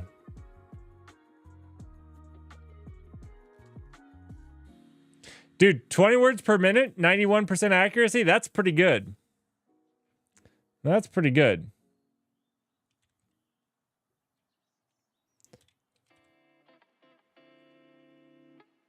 Dude, for only doing a week, that's actually really awesome. I'm impressed. I will not be that far in a week.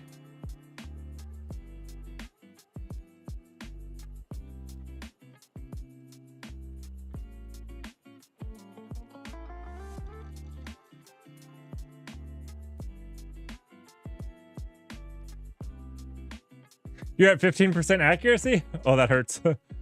That hurts. All right, let's see. Let's actually check out what we're doing.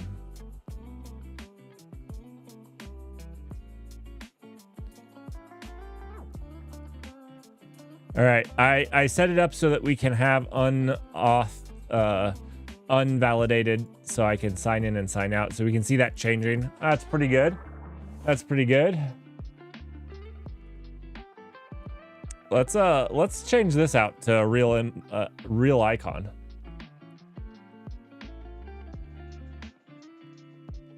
All right, so we do that by pressing these. Nope. By pressing these. By hitting escape and then pressing these.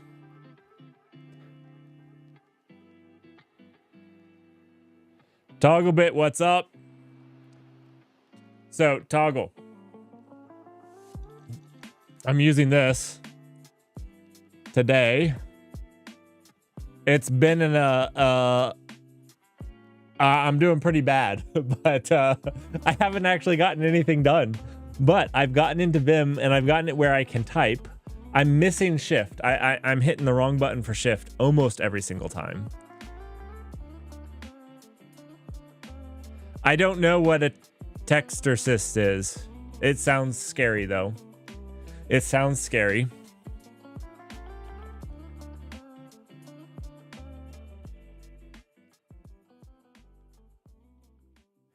What is this that you're sending me?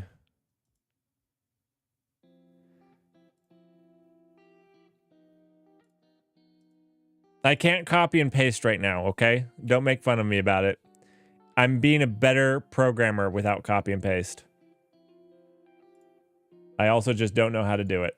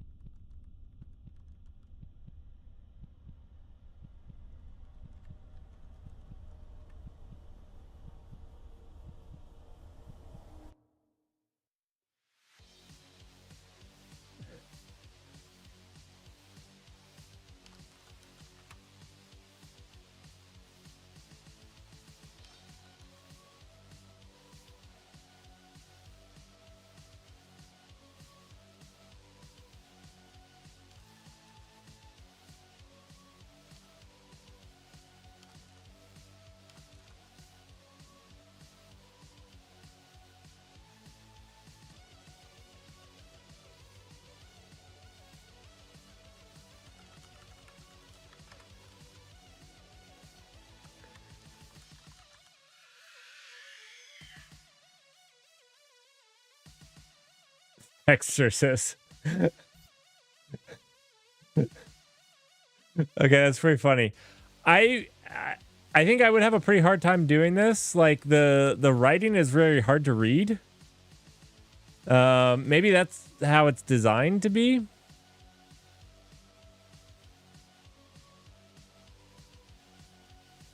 Wait, do you have to move them while typing? Typing takes two hands. How would you move the person and type?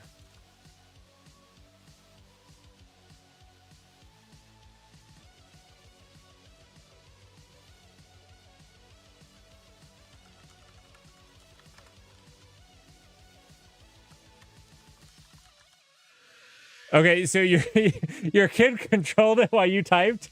Okay, that makes sense because that's what I was thinking. Like, how would you do that?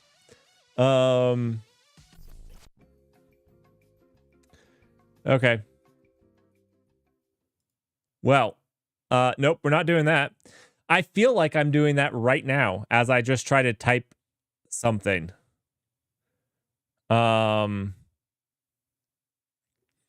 Yeah, okay, so we were looking at the home, and the home has a hero. Let's look at the hero. We all need a hero. Do you guys know what I asked ChatGPT, since I paid for it this month, to make me some hero art for the Null Cloud.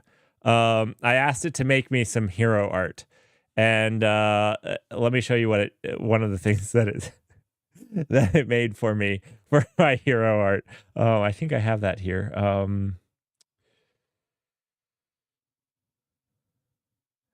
Oh, guys, my I3 bindings. Oh boy, how do I launch an application? That's the real question we've got to ask right now. 1 second, I can think of it. Oh,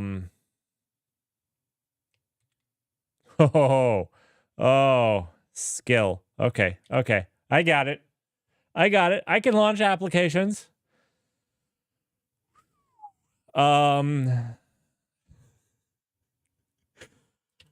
This is something you should not stream.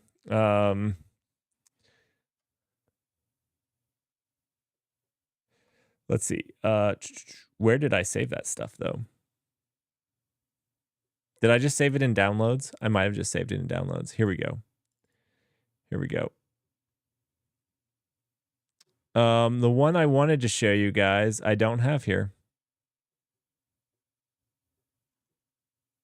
I don't have it. I got some good ones that we're going to use as placeholders. Which I think are pretty fantastic. To be honest. Like this one, the Null Cloud. Like, oh yeah, yes please. But oh well. It basically made me a creepy looking Batman for a Null Cloud hero. Which was probably quite terrifying. All right, I need to close this. I'm getting good at it. I can do this. Okay. And then Shift V, I got that. Escape, got that. Okay. Toggle, since you're here and you're good at Vim, I want to get away from this. How do I go one line down without that? Or one line up?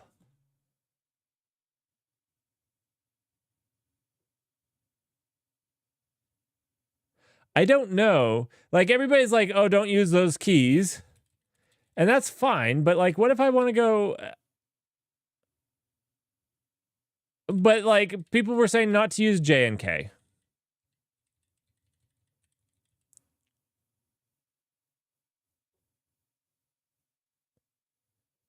Okay. Just not 2 lines. If I want to go 2 lines up, I should do 2 J...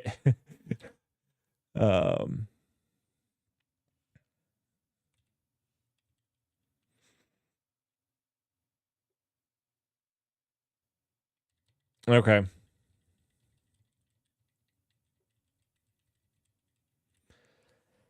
All right. We got let's put you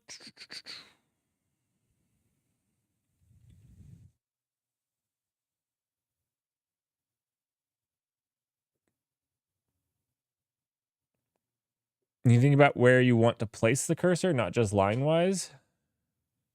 Sure, that's why you go like 2 lines down and then word, word, word.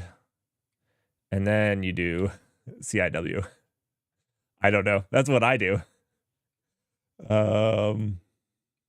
know, if you want to go to the beginning of the line, you just go up twice, and then you just go beginning of the line. Except that I didn't hit shift. I didn't hit shift. You go beginning of the line. Except when I hit that key, it deselects my terminal. Okay. Okay. We got it. We got it.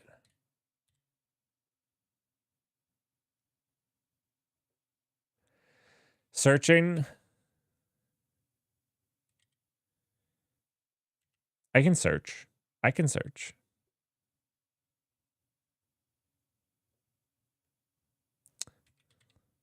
I guess I don't think of search as a way to get around, but maybe that's what people do. You guys just search a lot. Even when you know where you want to go, like you just are like, what the crap keys did I hit?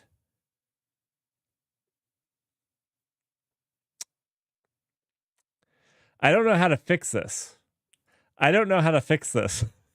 I made a different Webster like panel. I don't know how to fix this. Oh, there we go. There we go. Okay. I don't know what keys I hit to do that. That was not what I wanted to do. Okay. So just search.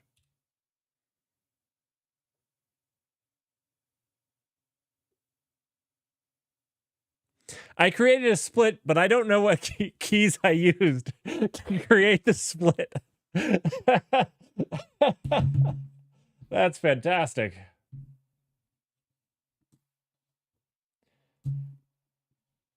So slash is full search, whereas question mark.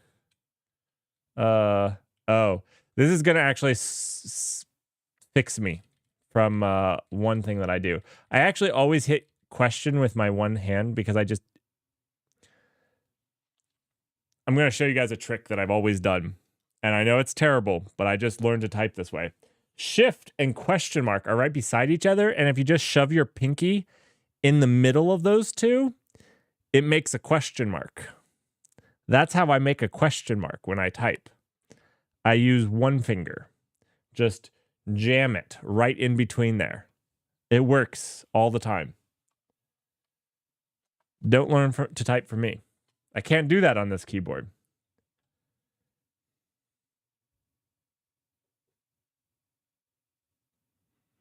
But F is only in this line, right? F and T. So if I use F here and I search for like U, I don't know what oh my gosh. Okay.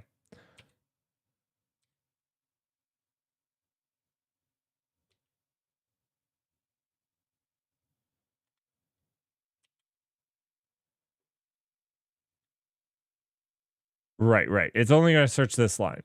So if it doesn't find it, like I just type J, it's not going to go.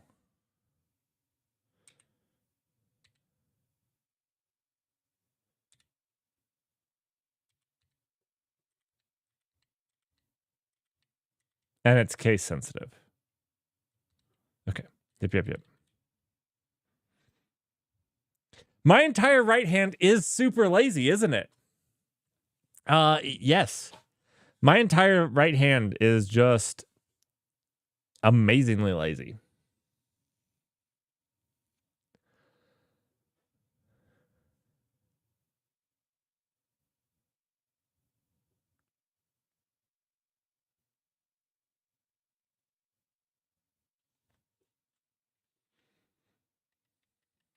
Okay. Cool. Sorry guys, I'm just thinking of hand positions and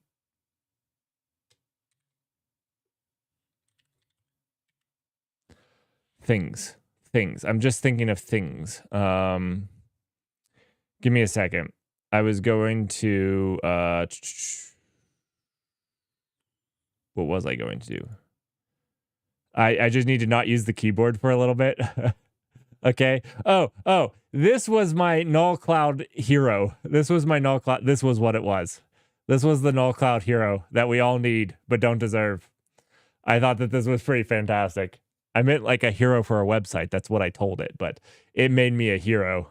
It made me a hero in the clouds. It made me a hero in the clouds. Oh, anyways, I enjoyed that way too much. I enjoyed that a little too much.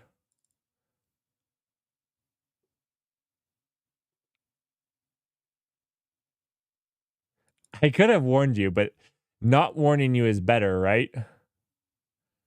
Right? Not warning you is way better than warning you that it's white. Why is it white? I never use it. I just wanted to not use the keyboard for just a second. I just wanted to not use the terminal for just a second to give my brain a little relaxation. So I never use this. I just wanted to not use it for a little bit.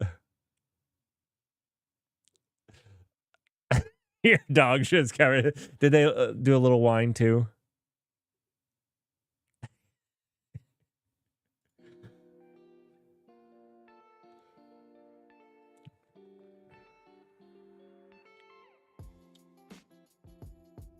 I'm sorry, Dutch. I'm sorry.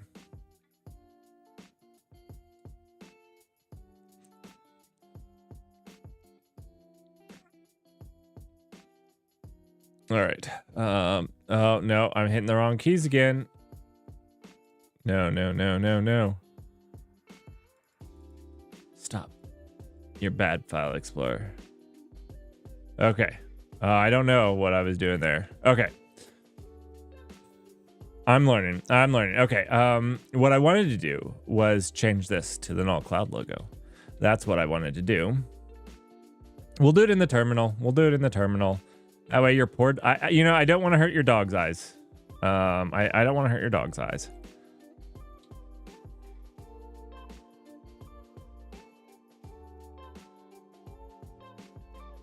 This is only as painful.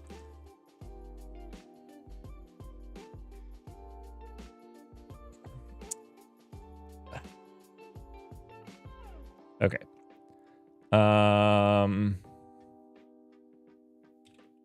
I wanted to copy from the downloads, what is tab? That's space. Oh, I need tilde. Ooh, what is tilde? Oh no. Did we not do a tilde? Do I not have a tilde somewhere? Oh no. I don't think I have a tilde.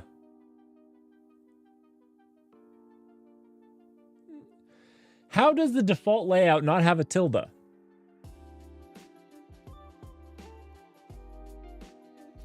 It's in the brackets layer? Oh no. Oh no. This is no good. Wait, that's not the... It's not here either. We have a backtick. Wait. It's above the backtick. Never mind. It's shift above the backtick. So I have to hold down this key plus shift and get that. Okay. I can do this. Are you guys ready to see me do it? I'm about to do it. This key, shift. That just deleted everything. That did not go as I had planned. This key is held down. I hit this for shift, right? Yeah. Oh no, this is delete on this layer. Oh no, where's shift on this layer? There's no shift on, so I can't hit tilde if there's no shift on this layer. I can hit right shift. I can hit right shift. Okay. Okay. I can hit right shift here. We got this. We can do this. So it's this, this, and this. Aha! Aha! All right.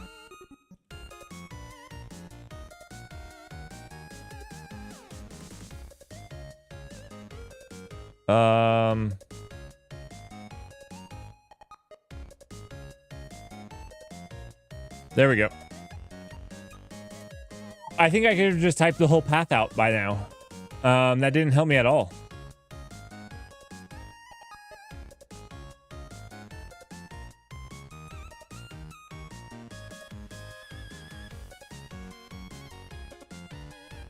Can we do a code relay where every developer has to? No, no, we cannot. Dutch, as long as you volunteer to be the first person to go. And what I'll do is I'll get you one of those keyboards that I'll get you a corded keyboard. So you have to program with chords. Good luck. Good luck.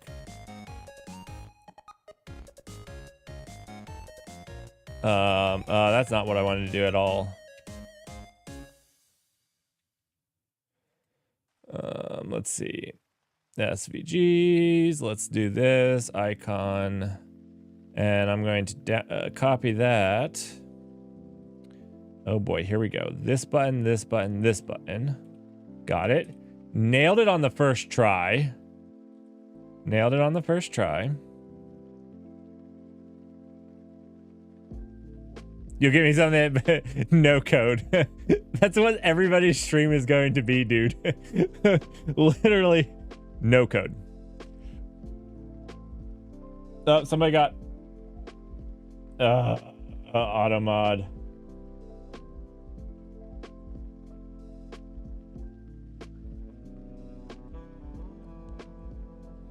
I don't know what it means, Togglebit, but you are the hype train conductor. I don't know what that means, but you got a little train by you. You should be doing your conducting. Please, not doing your job. Not doing your job. I'm just... I honestly don't know what it means, but... Here we go. Here we go.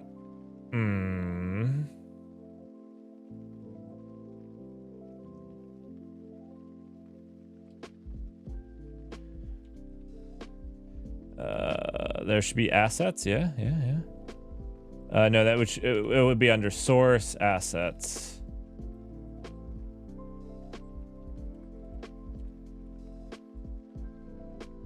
There we go. Stomp on that. All right, got it. Now, if everything worked out properly, we can just refresh our homepage. That was so painful, me typing that. Okay, wait. Nice. Oh, look at that. That's beautiful. Got a little specks of white there. This is a real artist. Real artist. I suck at let's try this. This might be a flashbang for your poor dogs. Have them divert their eyes. I'm gonna open up a fantastic little program that I'm learning. As soon as I remember the key combo. Okay. Inkscape.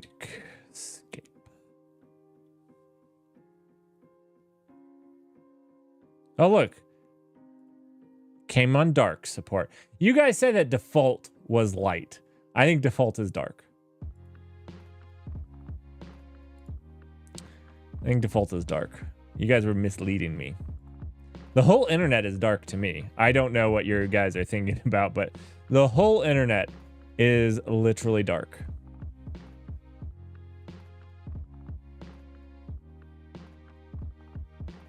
I'll conduct myself accordingly.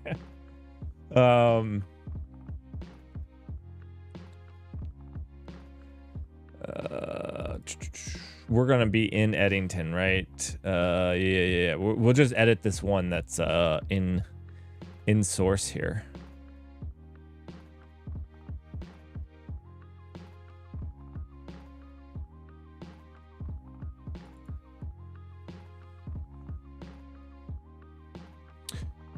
Are you streaming today, Toggle?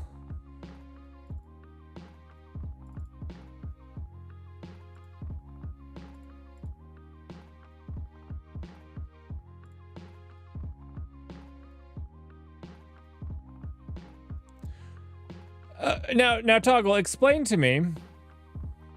We have some explaining to do here. Ooh, this is gonna be hard. Shift and stuff. Okay, so shift goes there. That control. There we go. All right. What's going on with Anathema? I know that you've been working on it. I don't know whether you're doing a rewrite or not now. Like, part of me thinks that you are. Part of me does not know what you're doing. I want to delete that. How do I do that? I just want, is there an eraser? Is this an eraser? That's not going to work well for this.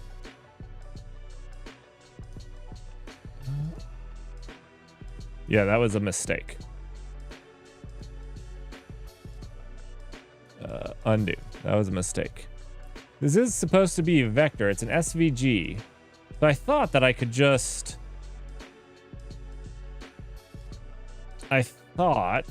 Obviously I thought wrong.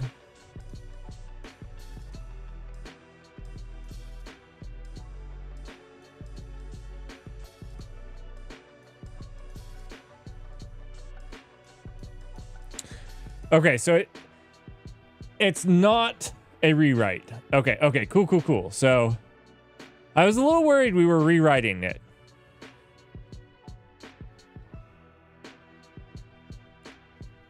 So is this not a path? I guess it's not, which sucks because I don't know how to erase this without being like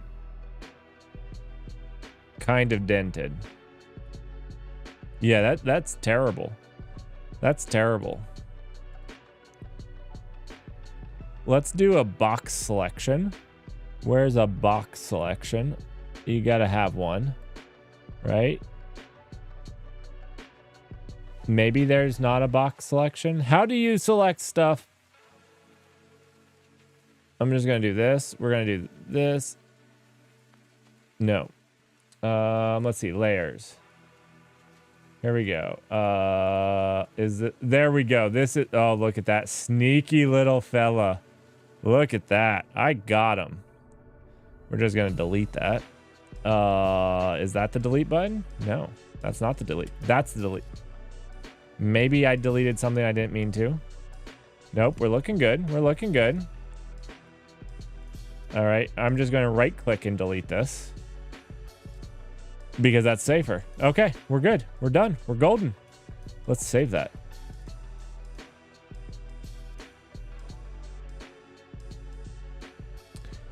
Can you turn on points? What points? What points have I not turned on? Oh, you mean in this? Dude, I just downloaded this to mess around with stuff like this. I'm just trying to do some stuff to make this a little bit prettier. Interesting that this is getting cut off now because some of imaginary line.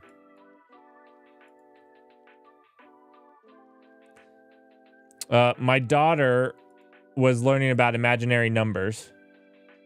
So that was fun.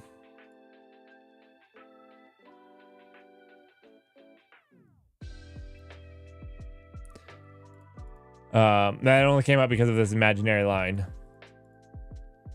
Ah, beautiful. Beautiful. Learning about imaginary numbers. So that was always that was a fun conversation. Sit down with your daughter and have about imaginary numbers, you know. Because it's probably better than some conversations you could have. Yeah, we've had like several long talks about imaginary numbers, and if they're not real, how do they solve problems? And then if they solve problems, they have to be real, which means they're not imaginary. And she cannot get over this. She cannot get over this. This is her sticking point, not the math. She can do the math. She gets the square root of -1, you know, can't be done, but that it solves the math problem. She's fine with that. She can do it. She cannot get over the fact that the square root of -1 is an imaginary number. And thus it's not an imaginary number because it's real.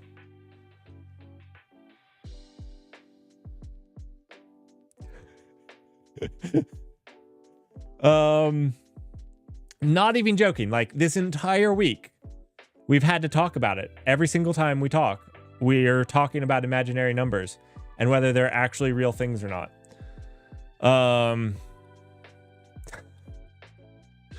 So, yeah, anyways.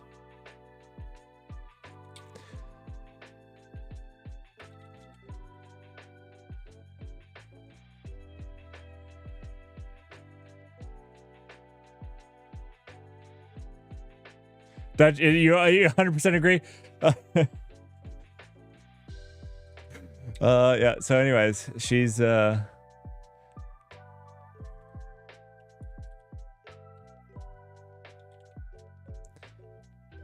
man, I am just mistyping so much stuff. I'm missing C. I don't know if it's how I have the keyboard put.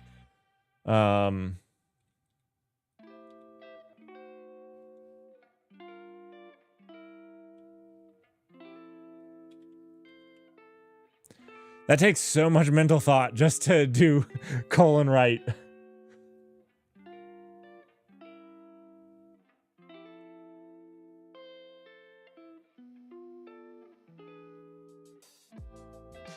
She's turning 12. She's turning 12 this summer. So she's pretty advanced in math though. But she's losing teeth. Like baby teeth, not adult teeth. Let's just be clear before. I think these are her last teeth, which is good. She does not lose teeth very well. She's not a good tooth loser.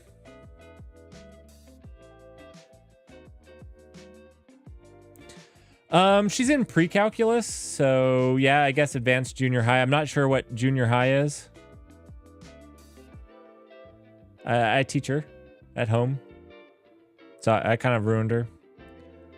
I enjoy math a little bit.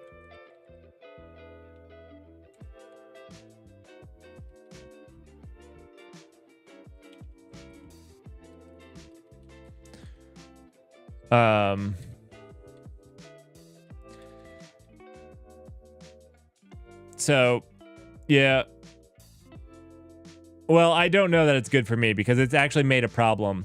So she's not super advanced in like reading and stuff. She's probably a grade or two above like normal grade. But the real problem comes now is like, what do we do for math next year? I can do calculus. I don't have enough time to try to teach her. I don't want her to just not do any school. So that's also another, or like not do any math. So that's also a problem. Do we just have a repeated grade? I don't know. That feels rough too. So like, I'm not sure what we do. We might go to a community college, the community college down the street. And they said that she could just sit in on their like college algebra class. So she might do that. But I don't know. It's a little bit weird. It's a little bit weird.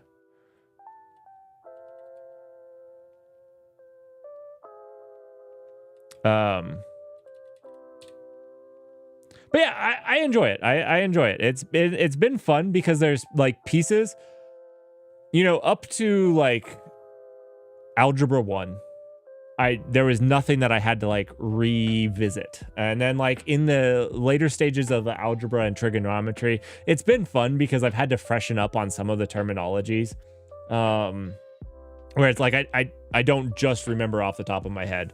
So it's been really nice to like go back through and just, you know, relearn some of the stuff. you know, and some of it, like, it's helped me learn it better, because understanding it is one thing, but then actually understanding it well enough to teach your, you know, your I guess daughter, offspring, it is a completely different thing, because they're going to ask you stupid questions about it, and you're like, I don't even know why I had that question about it. I remember I guess she's 7 years old now. My youngest daughter, when she was learning to add, she asked me why 4 apples and another 4 apples couldn't be 10 apples. And I was like, it's not. And so then we got apples out and we were like counting them. And she's like, why? And I was like, I don't, what do you mean why? There's 8 apples there. What do you mean why? And she was like, well, why is that the case? And I was like, I don't know how to explain that. Literally did not know how to explain why 4 plus 4 is 8. So that anyways, those are the fun questions you get to ask or be asked. I don't know. Depends on what your statement of fun is. So.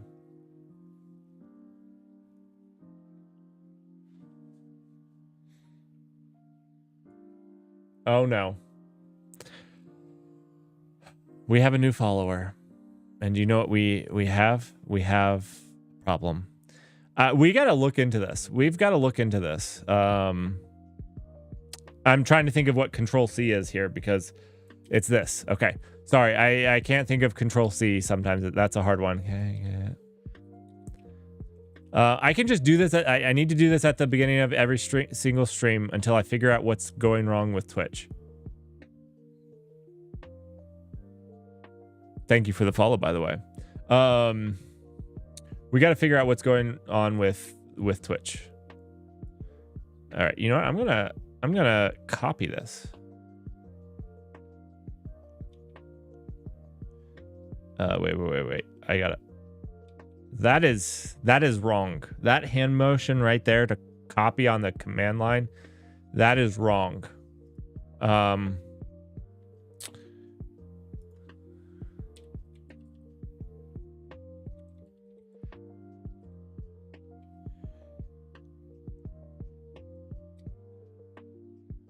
We're gonna have to fix that. We're gonna have to definitely fix that.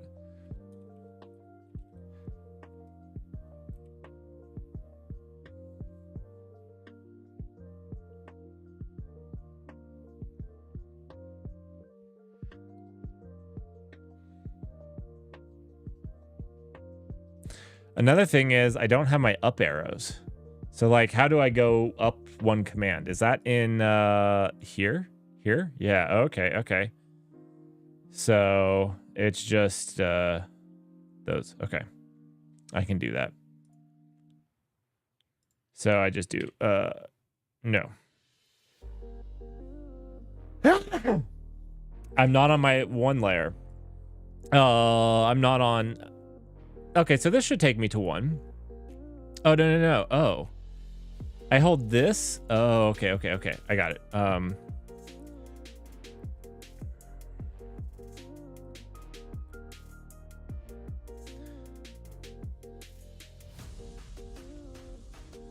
Not working as I expected.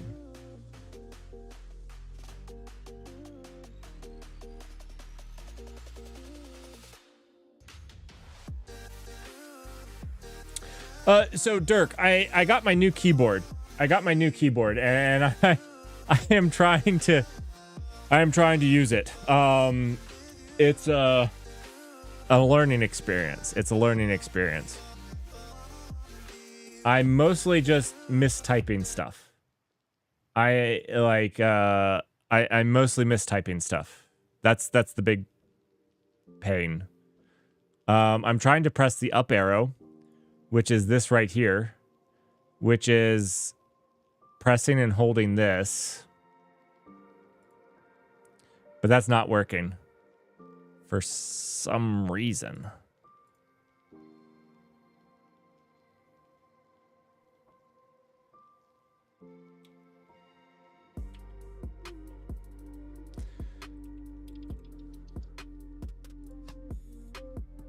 which also means I can't go back to my main layer because I have to press and hold to go to this layer.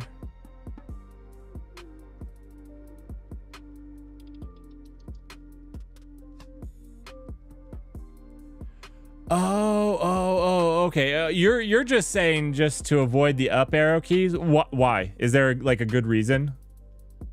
I'm not being facetious. I'm trying to learn why you said that it's best not to. I can just blindly do it. That's fine too.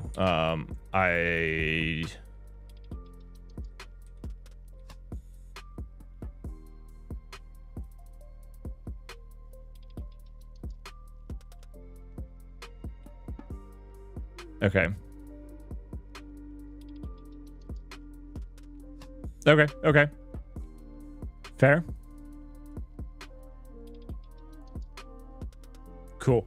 All right. So your Twitch alerts are now actually working, or should be. We can verify. We can verify this.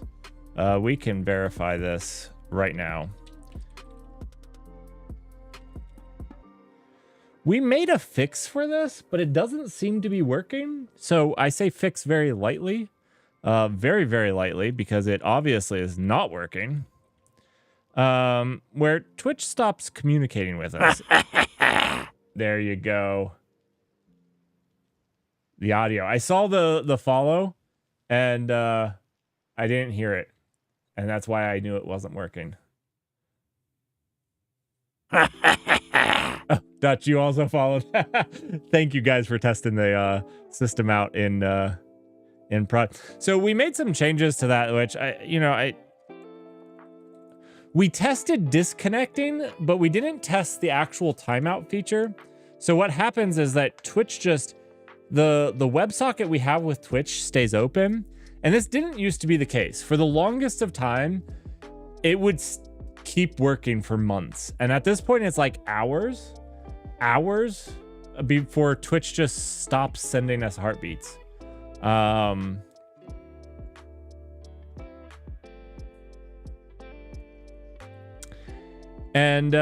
we implemented some logic for a timeout, but there was no real way to basically test Twitch stopping sending us messages. So we did our best. So we should just go over that logic. Because obviously something's wrong with it.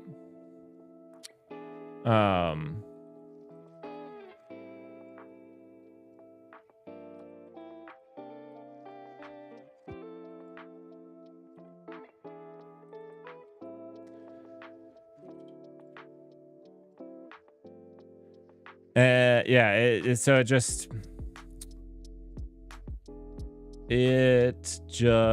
see, I can't go up and down here. I think I want to say it's in WebSocket actually. Let's see. All right, curly braces. Oh, I haven't done curly braces yet. Do I not have curly braces on this layer? Oh no. Oh no. There are no curly... Oh. This is actually a real problem.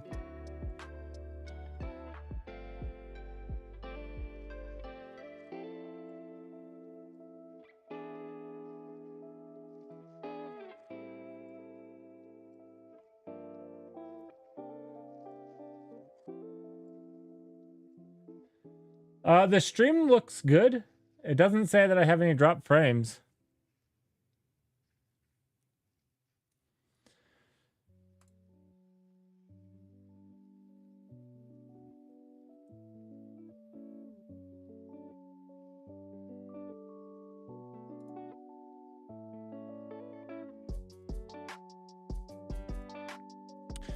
Okay, so this is a problem. I feel like curly braces shouldn't be...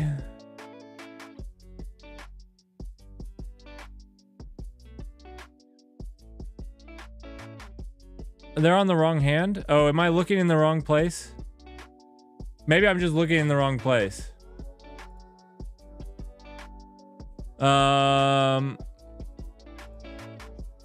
They're not over here.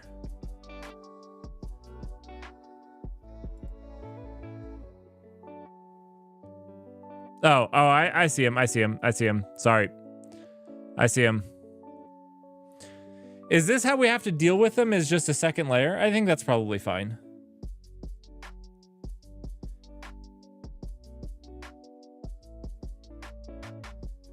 Okay. So is this how we do curly braces? This might be the best way.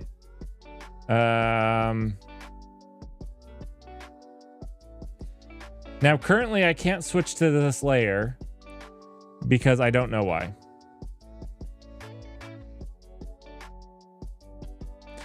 I actually think that I would put them up here because that's home row, right? So that would be easier. I do use these, though, as well. Maybe I could put them over here. I don't use the numpad very much. Maybe I just need to make a programming layer, not this. I feel like maybe I should make a programming layer. Yeah, Dutch. That's exactly what I was thinking. I could put a coding layer.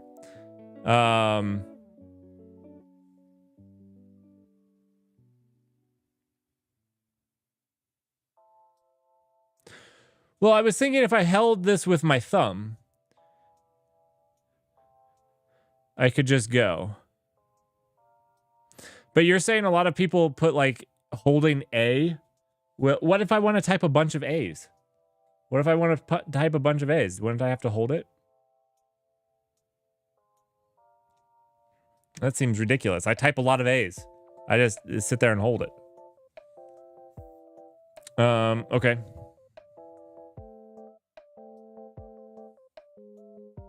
You know that I do. You know that I do.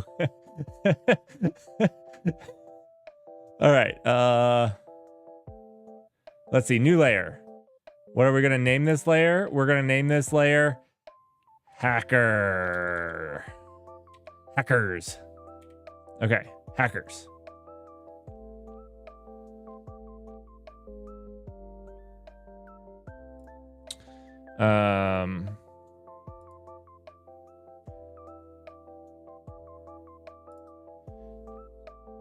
I have to find it because I can't actually press it on my keyboard right now. So like, you know, there's that.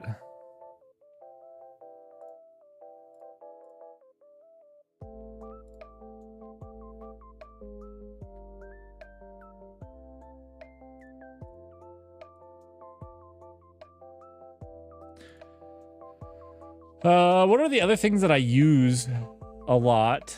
There are a reference. Should I do reference here? Or should I do like a pipe?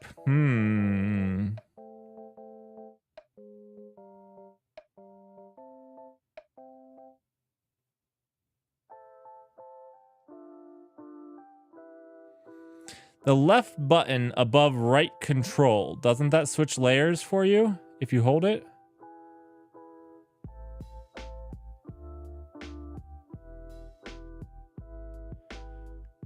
Yeah, I do need all of these, don't I? The left button above right control. This sounds like a video game where they're giving you oddly vague stuff. They're like, the left button above right control. So are you saying this button, the left button above right control? This button? This button does not switch layers.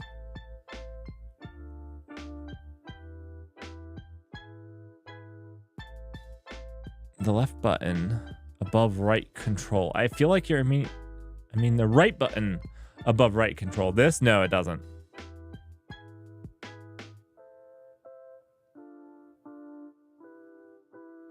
No, that's shift. That's O. That's shift. So these ones with like the rectangles are layer switches. So right now my thumb on hold is a layer switch and this is on layer switch. And these switch permanently to the layer, not just while holding. It just yeets you right over to the layer.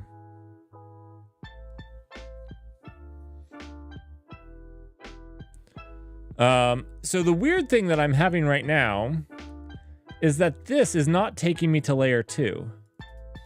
This key is transparent since it is not defined by the current layer. It will work just as it does in layer 0.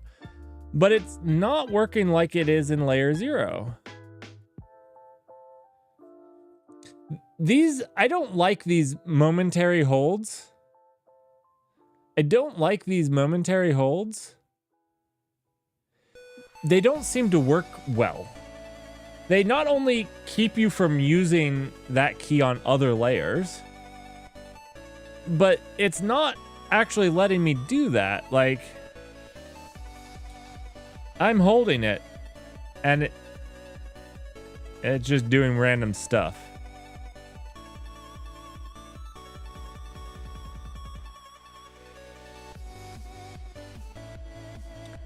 So if I hold this, I should go to 2. And that should be changing the volume. Right. But it's not.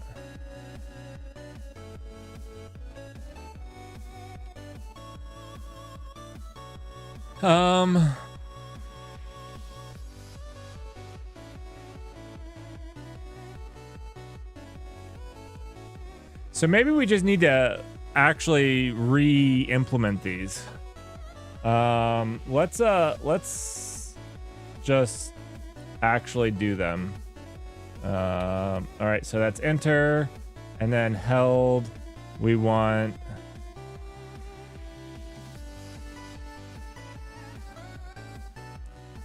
momentary. Oh, momentary holds can only go up. Oh, interesting. They can only go to layers above them. That's such a weird requirement. That blows my mind.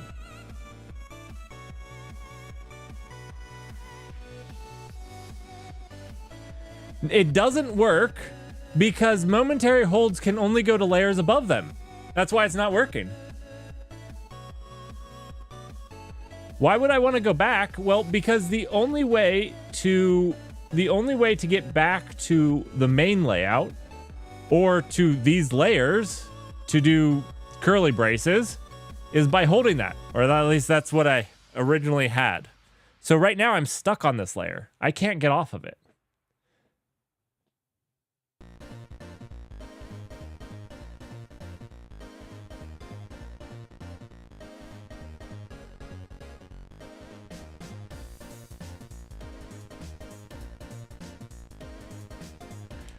Well, I had this layer 3 as my escape into QWERTY, right?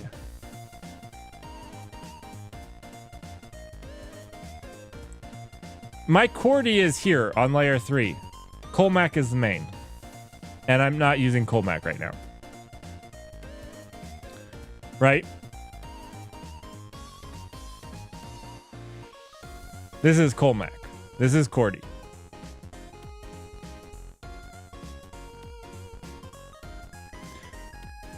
Why? Well, because this is what I want my main one to be eventually. But I guess maybe this should be I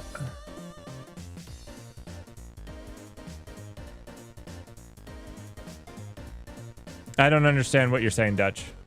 I don't understand what you're saying. I don't understand. It makes sense to me now. These are momentary presses. Momentary presses cannot go to a lower one, which I was just going to switch back to the main one through the same layers. That sucks. I think that these momentary holds are broken. I think it's a poor implementation.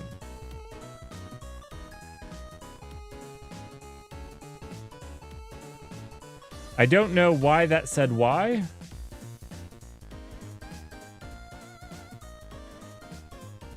So on this, holding this takes me to layer 2, which I can tap to permanently take me to layer 3.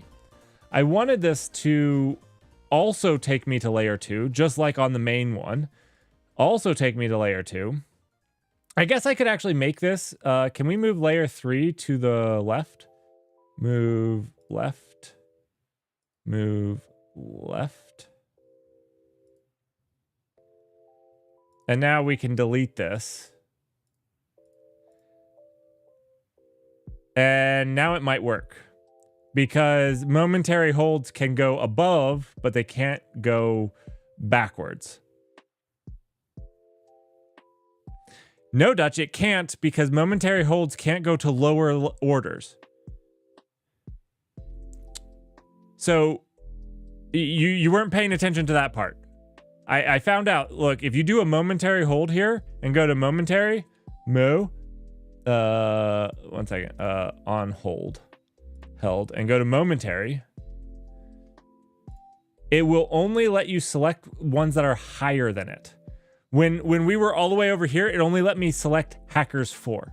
Only layers that are chronologically above it, not below it. So that wouldn't work.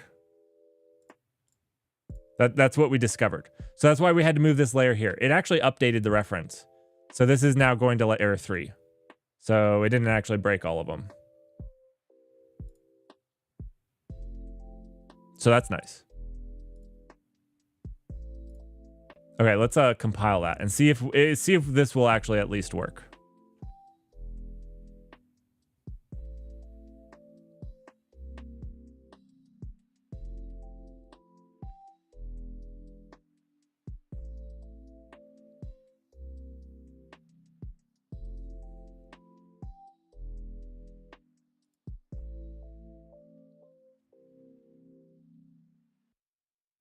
Connecting. So the momentary holds can only go to layers that are, quote unquote, above your layer, the one that you're currently on.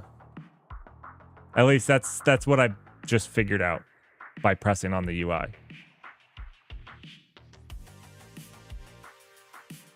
All right, let's see if this worked. All right, we are on the wrong layer. So we'll go up, and now we're on the right layer. Everything's working as should be. Now we should be able to insert. We should be able to press this and get a brace. That and that. That and that. Nope. What is... Okay, go back to your layout. What is... Oh, it's this. Oh, I'm hitting the wrong one. This and that. Okay.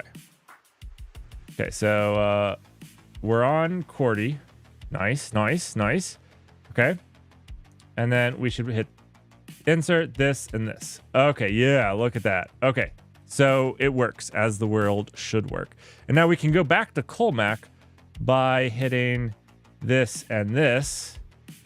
This and this. Nope, that didn't take me back to Colmac. This and this. Okay. Now this should be random stuff because I'm on Colmac. Perfect. Okay. I understand now. Awesome.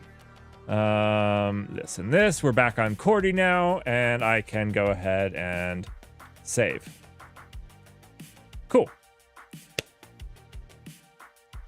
All right. That's an interesting quirk. I actually wonder, I'm almost positive that thing was based on some inherent working of the system, like the base system.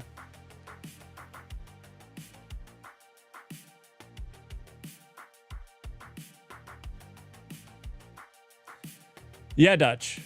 I didn't Google it, but I found out by, running into that wall. And so this is why they weren't letting me go back to those layers when I was on QWERTY, which, I mean, it's fine as long as you know. I just didn't realize it.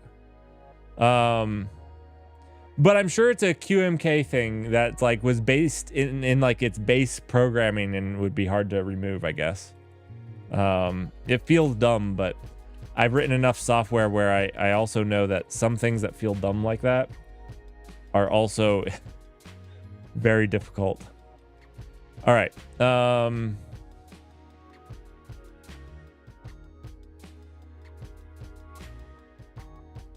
Yes, they did.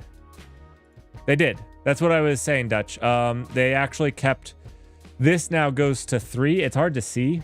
I can flashbang you. It goes to 3 and 2 now instead of 1 and 2. I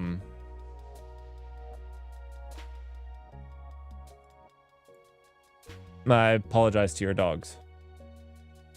I apologize to your dogs.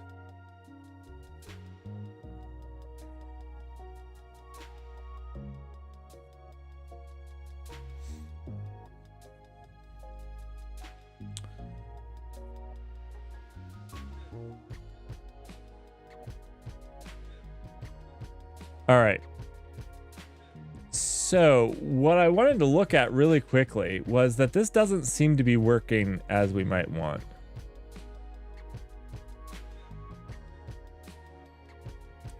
Well, Dutch, it might be that their website is smart. That their website, when you organize it, when you reorganize it, is actually able to like redo all of the mappings. So it might be that the keyboard is too dumb to do the mappings, but the web application can. That would be my guess, at least.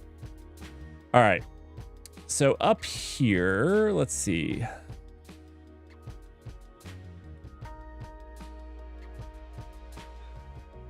That at least would be my guess. I don't know for sure.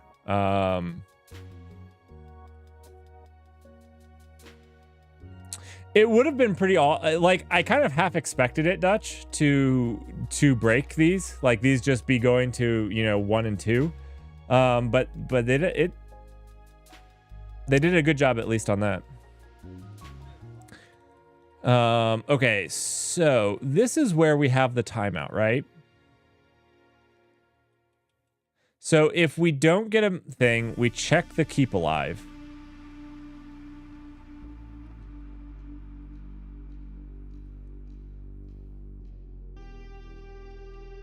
And we call this process failure,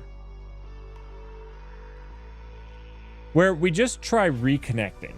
And I'm wondering if in process failure, we should disconnect. I don't know, because the weird part is up here, when we actually get disconnected, when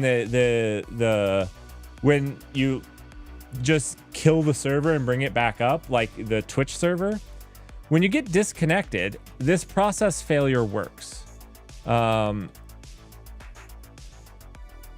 But it seems like when the keep alive doesn't happen for over 30 seconds, this doesn't work. But you know what we need to do? We just need to log here.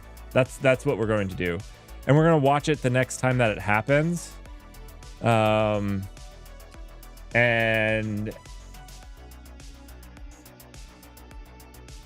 I think that's the best we can do for right now.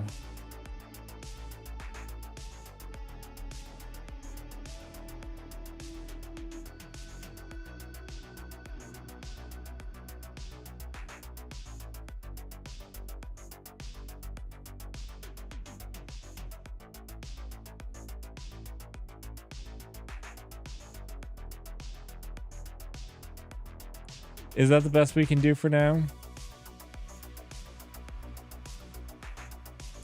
I think it's the best we can do for right now. I don't know.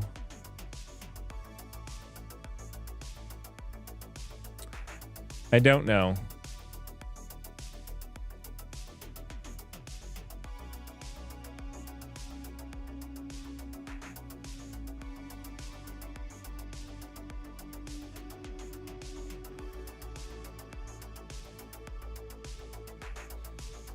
This is what? Control J. There we go. All right. I think this is what we need to just do.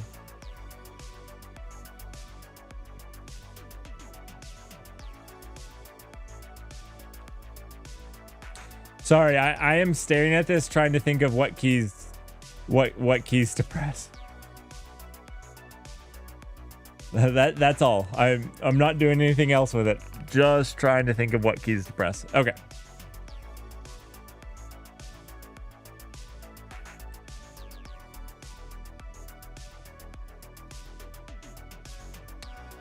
Where was tilde?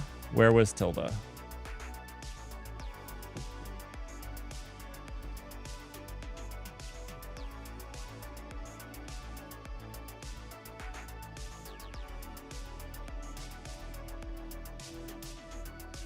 I don't remember where tilde was.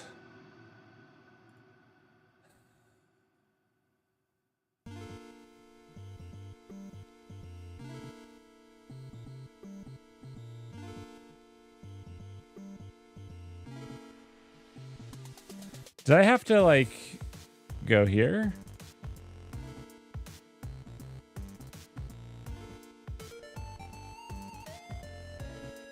Oh, okay.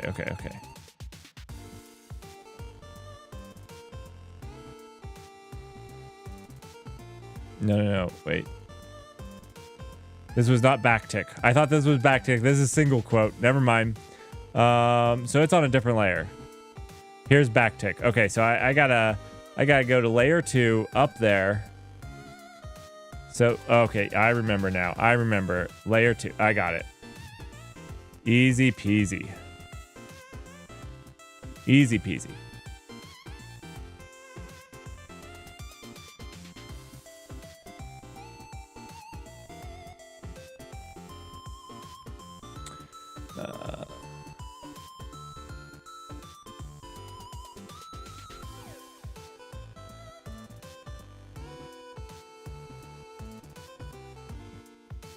All right.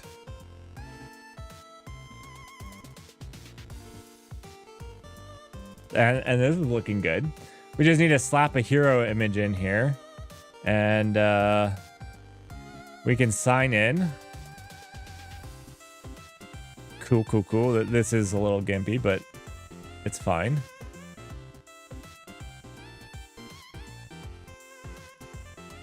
It's looking good.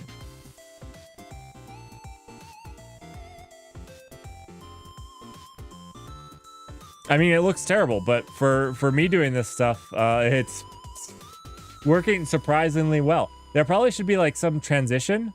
Like this is a little too snappy. It's like it kind of flashes you too. There's like a weird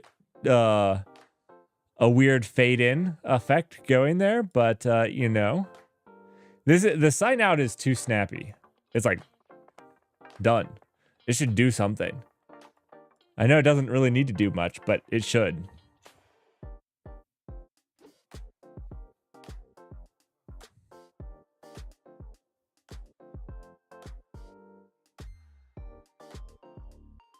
Burnimo, thank you so much for letting me know it was a QMK thing. I would actually be interested in learning more about like what... I know that I don't know a whole lot about keyboards, but I do know in the little bit of research that I have is like QMK is a little bit QMK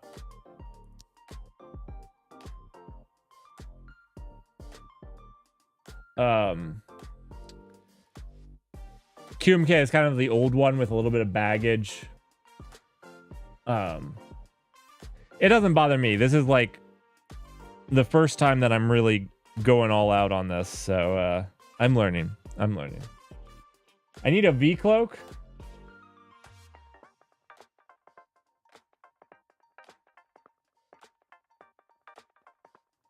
I'm not writing my own C config. Not today. Not today. This should work fine for me. I'm nerding out on this keyboard too. You know, I was having some really bad pain, wrist pain, and I got, for work where I do most of my typing, I got the Moonlander, but I really haven't touched it. Like, I've just used it. I don't use Vim on that machine, and I haven't needed to do any of this because it has enough keys. So this is like the first time I've really used a keyboard that doesn't have all the keys. So yeah. All right. What is a V cloak?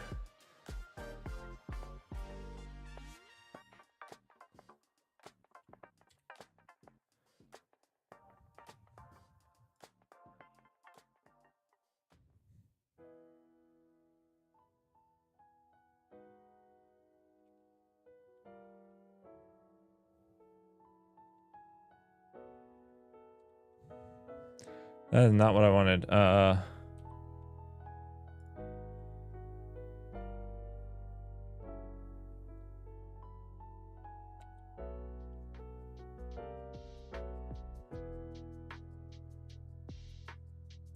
I can't, whatever. vcloak. Where are you? I can't search for some reason. I can't get it to bring up a search bar. Why not?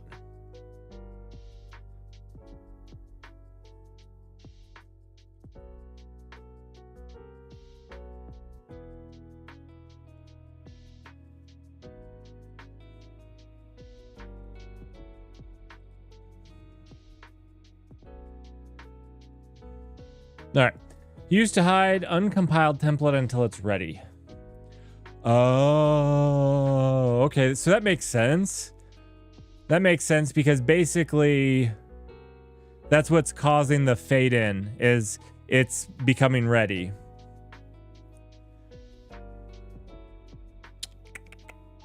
Okay.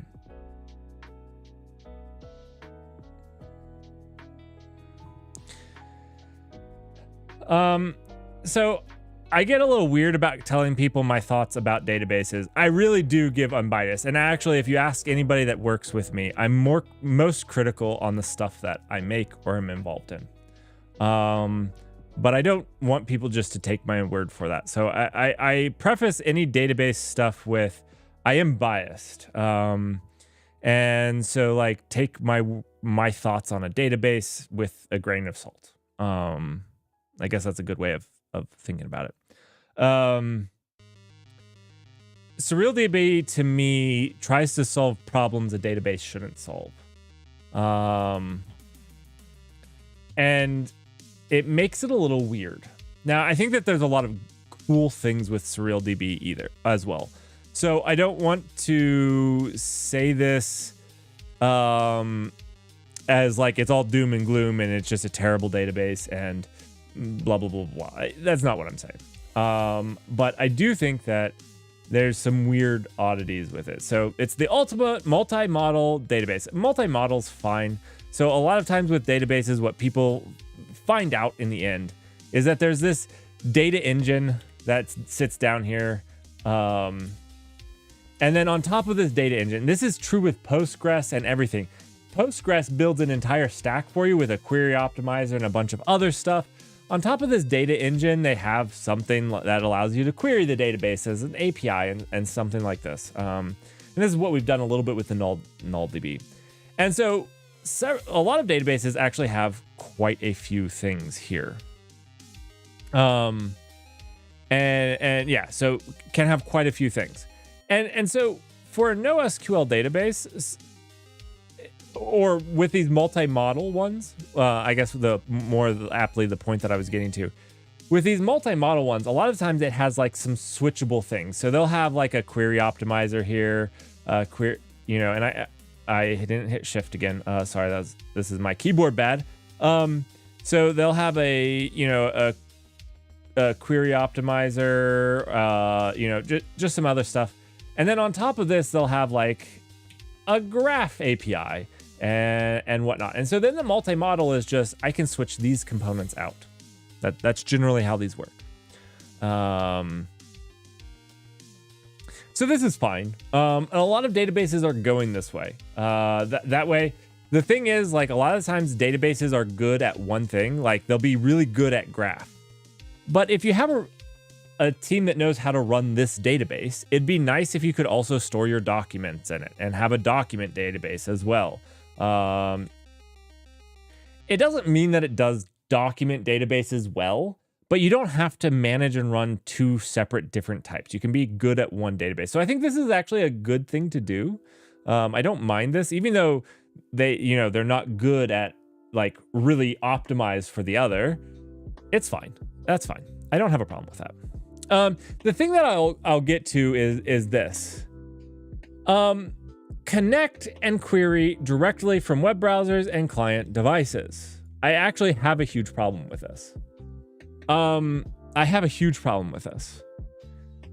basically they say that they have authorization, authentication, and everything built into SurrealDB, which sounds really cool. But the more that you think about it, the more that you think about it, the more all in this comes.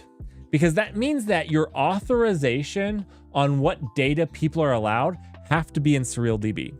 So a lot of the times I find architectures, and a lot of times I find architectures that look something like this, where you'll have a database here and a microservice here, and they go this way. The microservice gets data from the DB, and this is the microservice or whatnot. It is service, whatnot. And maybe you have two of these things. Maybe you have two of these things. Whatever they are. Some other service here and some DB here with, this could be feed data, and this could be user data, just like user information. We'll just say it's a user.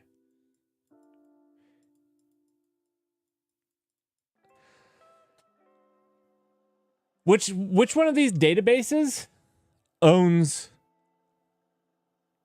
authorization? Which one of these databases owns authorization? How many of you have used two databases? Now, maybe you make both of them Surreal databases, maybe. But if this is a feed, you might need a really high performance NoSQL database with a cache layer. Okay, so now if we do need a cache and we throw a cache in front of this, and so our design goes to put a cache in front of this. Oh, wait, but our user authentication and authorization, all that's in our database. So we can't put a cache in front of it.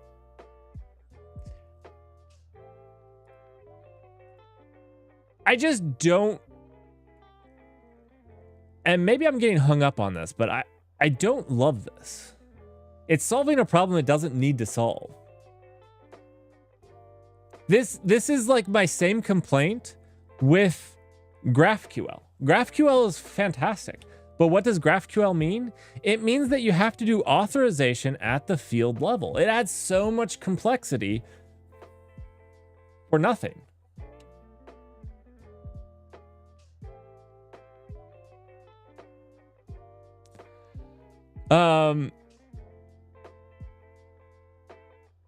So it feels like one of its big selling points to me is something you actively would want to not use. All this other stuff seems great. All the other stuff that they talk about seems great. I love their ability to, add the different things on top. You can have the Surreal QL, the GraphQL, you can have their document database. Like I said, a lot of databases have that, where you can switch that processing layer on top and whatnot, which is good, and I like it. I haven't actually used this where you can... I haven't used this to see how well it works. This sounds nice. If it works really well, sounds kind of nice. It sounds like it could be kind of a mess though, as well, because you have tables, documents, and graphs in the same database. I don't know. I don't generally use databases that way. I generally pick a database as a tool, not as a Swiss Army knife. But yeah. So yeah, I don't know. It's fine. I haven't gotten to like test its scaling. Like when it says scale effortlessly, is it effortlessly? Every database says it scales effortlessly. I can tell you that they don't all scale effortlessly. I don't know enough about like actually scaling it. This costs quite a bit of money to actually do. So is it dark mode? I don't know. Oh, it is dark mode. Yeah, see, people were trying to tell me that the future was light mode. Oh my gosh, I feel lied to.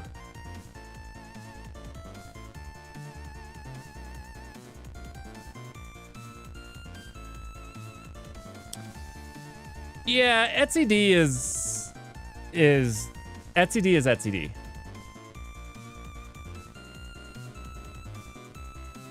I mean, it's not a real database. I mean, it is.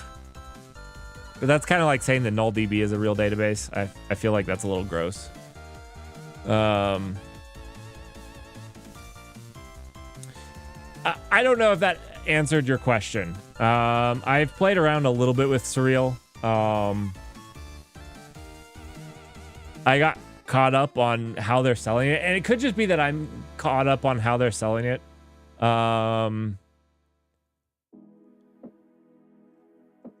And that's the big thing. And then all this other stuff would actually require like heavy testing. Again, what is it when you have 100 nodes and you make a request that has they say advanced inner document relations? Does it slow to a crawl? I don't know. It's like Cassandra. Cassandra, you can store an infinite amount of data as long as you don't mind an infinite tail latency. So then it becomes knowing these types of things, and I don't know it well enough to comment on those. So everything else sounds cool about it. But what are the trade-offs when you add hundreds of nodes? And I want to say when you have petabytes of data, they say hundreds of nodes, but that doesn't actually help you unless if there's zero cost to extra data, which isn't true for most systems. So if you're storing petabytes of, on 100 nodes, you can store like 20, 30 petabytes of data. Are they talking about 20 or 30 petabytes of data? Are they talking about sub-millisecond reads? I don't know. So anyways, that's my feelings on Surreal. Like I said, it could be wonderful, and you could absolutely make something amazing with it. It seems nice.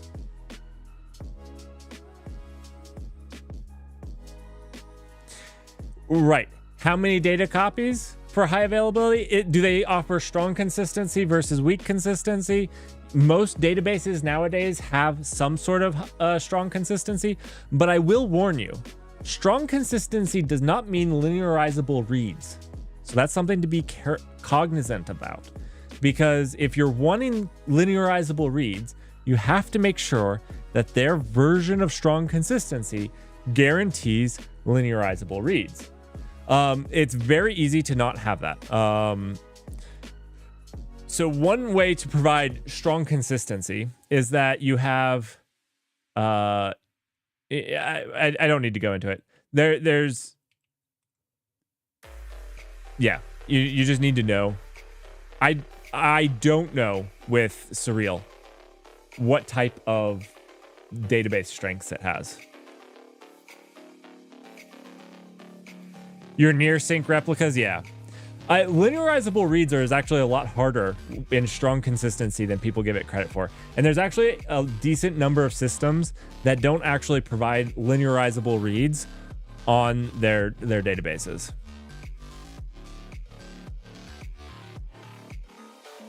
$100 nodes is probably going to max like 3 replicas. I mean, if it's rack aware. So that's another thing that they don't really talk about here. I'm hoping that it's rack aware. If it's rack aware, I don't think you need more than 3 replicas. I mean, it depends on how precious that data is. But 3 replicas on a rack aware, where generally, like if you're doing cloud, rack aware is in a different data center, like your racks are. That's what I see a lot. So, it will be a completely different availability zone.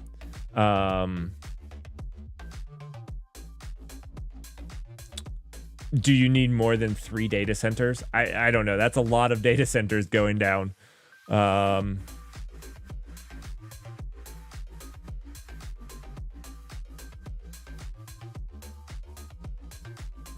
So yeah, anyways, that's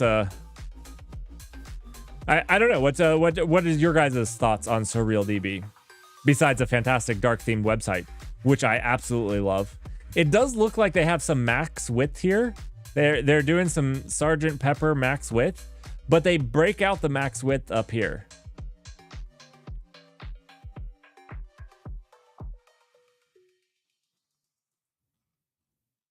And down here.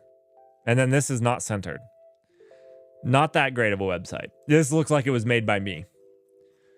Now that I've come to think about it, which is why it's in dark mode. That's why. This is why it's dark mode. Can't center. Has no concept of max width and holding to it. Just does random stuff. Yep, this is me. Okay.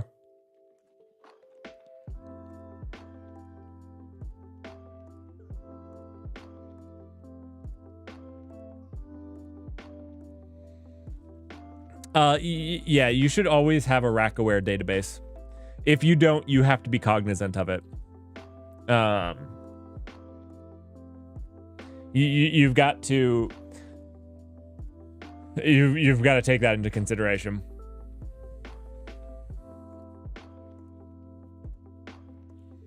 The null database is not rack-aware at this point, so sorry about that for all of you hoping.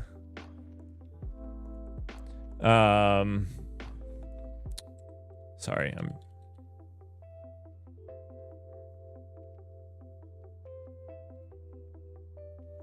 Your region and rack? That seems a little overkill, right? What's the difference? In the cloud. And in bare metal.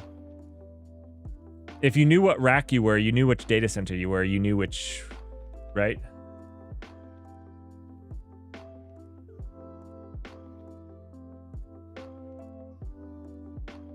I think if you're rack aware, you're also region aware. I guess maybe I've never seen a system that was rack aware that wasn't region aware, but I could be wrong. I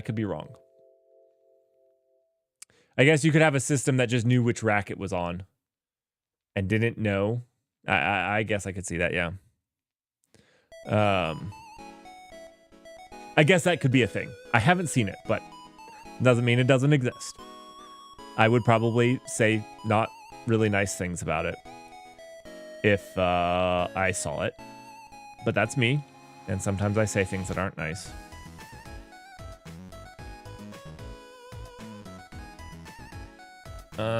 This is not working as I was expecting it to.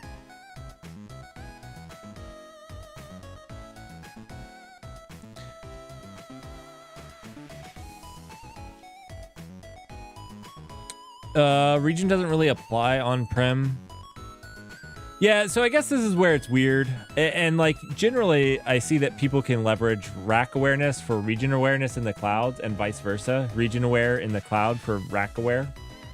I guess it depends on how it's implemented. I'd have to look into that more.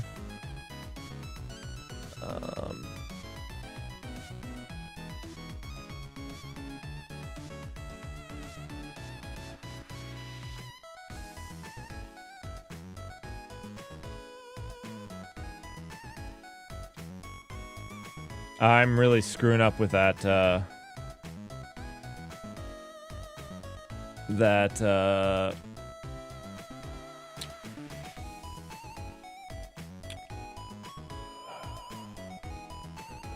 gosh.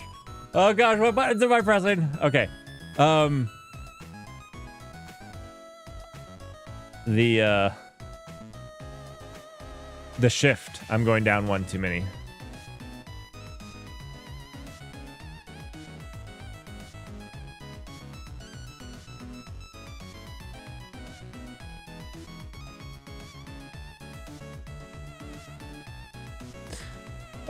That's a Merrick Classic. That's a Merrick Classic. That's what that is. That is a Merrick Classic. So this is actually a new paradigm that I think is actually kind of cool, that I see actually a lot of auth providers doing. And that is actually driving the callback by the client. Instead of classically, it would be, you know, configured on the server side somewhere. And then, you know, the client would just get whatever it gets. And I think this is kind of cool. So on the server, you can now limit what is allowed, what the client is allowed to drive, but you let the client drive it. So this is actually really cool because now what we can do here is we can actually make these environment variables. So stage and whatnot can be configured in. I don't know. I think this is kind of interesting. I think this is cool. I think this is interesting. I think I like it.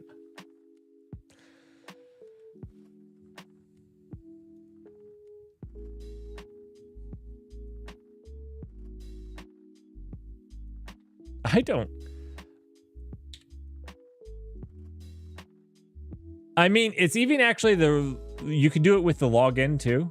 So when you sign in, you tell it where the redirect goes to. So yes.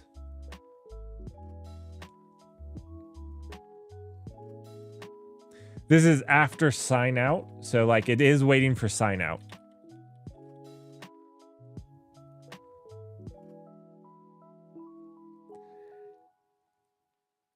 It was happening really fast though, so I'm kind of questioning whether this actually is working. I'm kind of questioning.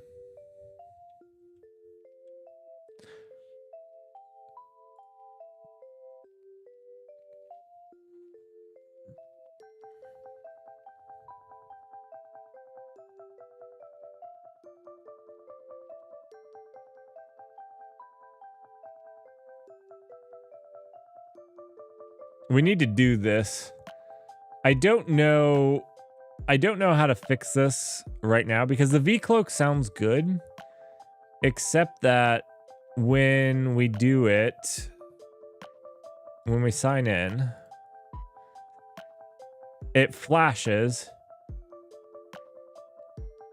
and that looks like garbage. And then we sign out and it flashes. That looks like garbage. That is utter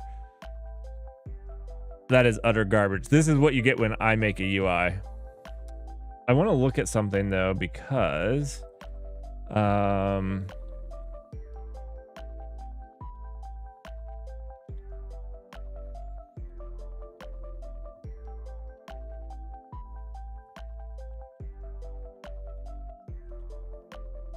bash, no base.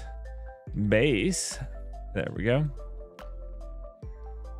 Maybe I made my light too light. I don't think so.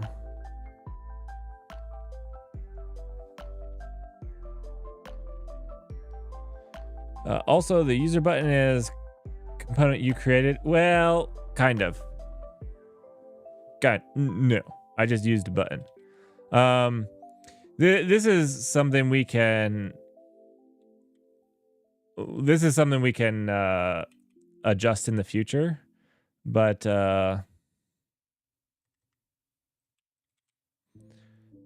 let's see. If we look at the header view, this is from clerk. So we can't like go into it as a thing because it's from here.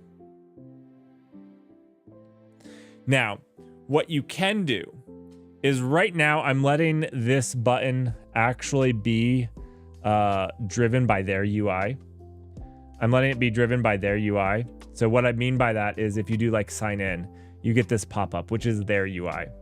Now what I want to do is you can actually have this sign in button be go to our UI, which is what we want to do. We want to get it back to our UI and not the clerk UI.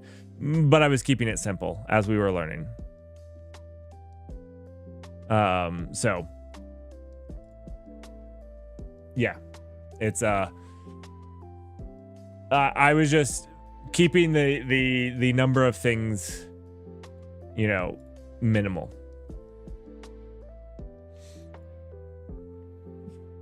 So that is that. Okay. So yeah, these are not things that I I made.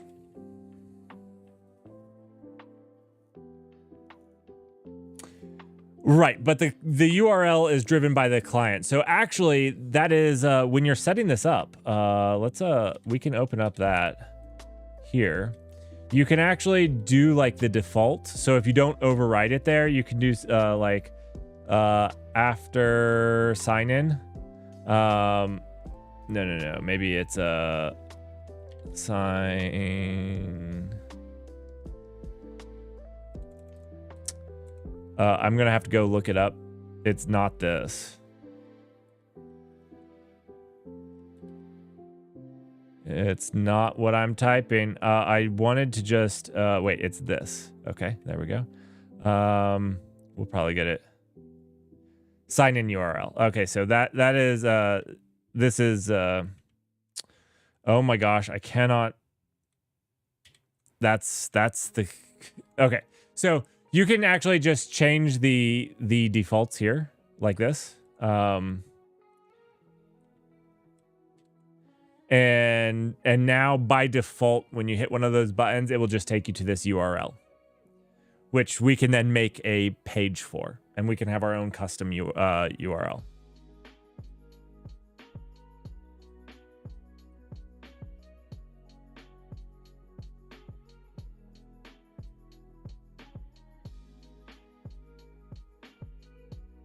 And this is fine because you're using the public key.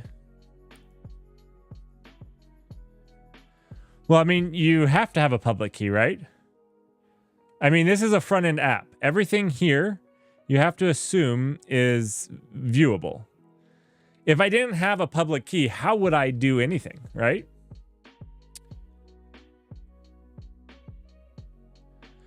Oh, I wanted it in the .m file too. It was not loading for me. It would not load in the .m file.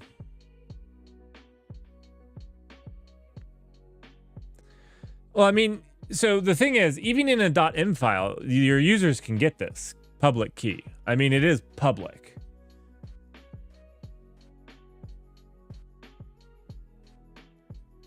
Because, I mean, it's in your environment variables for your app that is public.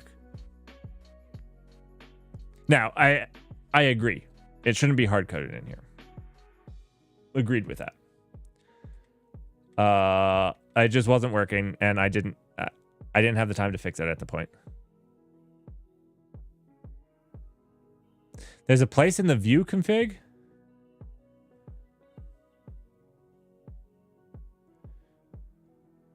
Oh, I'll have to look into that.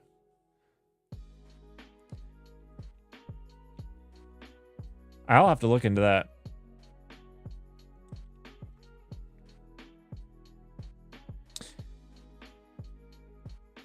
Well, this is a publishable key. It has to be. Like, your user effectively uses this in the handshake. Sure. And this is not a server one. This is a front-end one. It has to. Okay. I just wanted to let you guys know. I'm not doxing anything. You guys can go copy this. That's fine. You guys have to use this to sign in. That's how it works.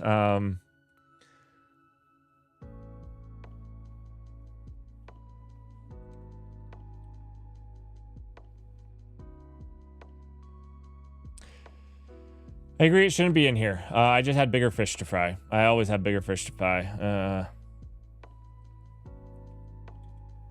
Like learning this new keyboard.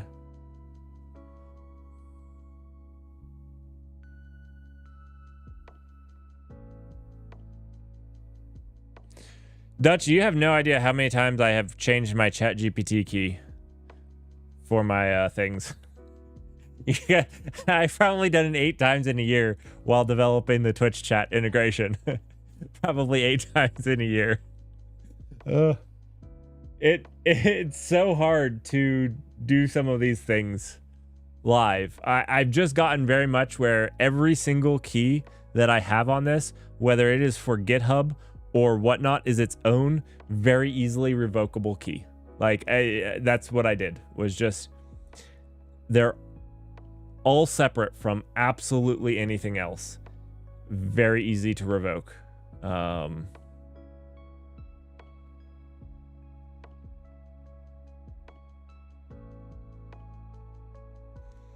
Z Snails, we're hanging out kind of. I got a new keyboard and I've been trying to use it. So I got a Voyager. It's a very small, thin keyboard. Hopefully will help with, you know, I had not a split keyboard. I had a small, not split keyboard. And this was not great on my wrists. It did not feel great. And I switched to the Voyager's big brother, the Moonlander, on my work keyboard and have enjoyed that. So I'm trying this one. This one's more difficult because it has fewer keys. So it's screwing with me a little bit.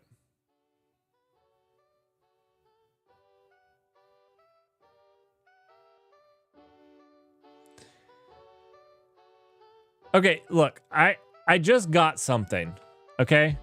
I just got something. I get it. I get it. It's a placeholder. I don't have a real logo. I'd love to work with somebody to make a real logo, like somebody that's done logos. But I can't afford that right now. So I have to have an idea, and then when I have an idea, I'll implement it. But I need a placeholder for now. I kind of thought that I don't know. I kind of like it, but yeah, it's not the real logo. We'll get a real logo for it at some point when I can afford a real logo.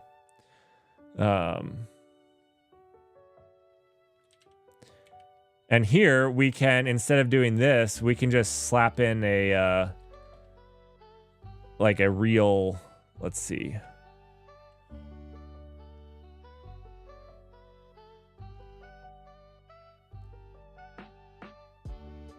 Right, I can't hire an artist, a logo artist, if I'm getting an oxide rack. That's right. I just have to go with fake logo.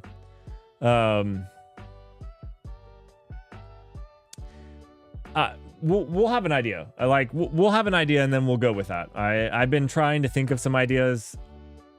I only have so much time to do some of those things. So one thing that we're going to, oh no, I have to think of this. It's this, this, and this. Yeah, I got that. Oh, I bet you they can draw me something. Not great though. They're about as good at me. Okay, wait. This was I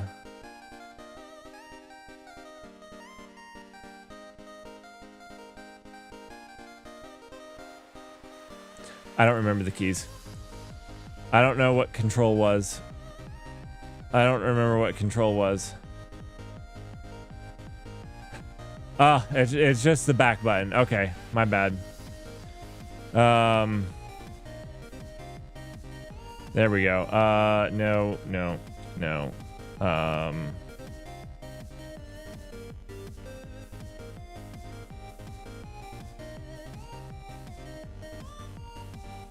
We're just gonna pick that one. That, we don't know which one that is. It's a terrible name.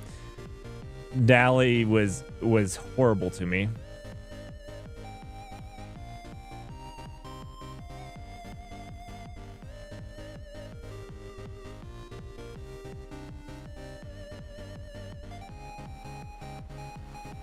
Ugh. All right, we're gonna copy that. What it's this, and this. No, I missed it. This, and this. No, what? This. That's right. I'm nailing it. It's left control up. Oh no, it's okay. I wasn't nailing it. 1 second. It's this, and this. Okay. Code, Eddington, dashboard, SRC, assets, hero.png. No, we'll do. This is a WebP, isn't it? This should work. It should work. I don't know. I've always just used PNGs, but we'll see. We'll see how it works.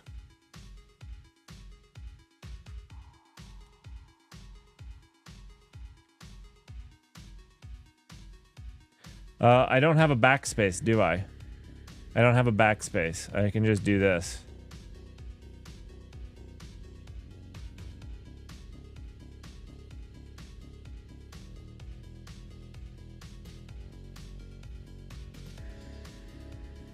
Does that, do I have backspace? I don't know.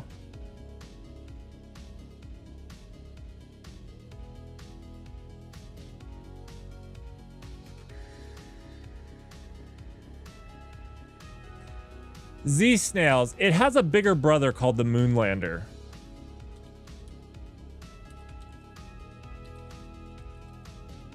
I actually have this one. I can show it to you. I can go and plug it. So the Moonlander has basically 1, 2, 3, 4 extra rows of keys. So this, it's not the low profile either.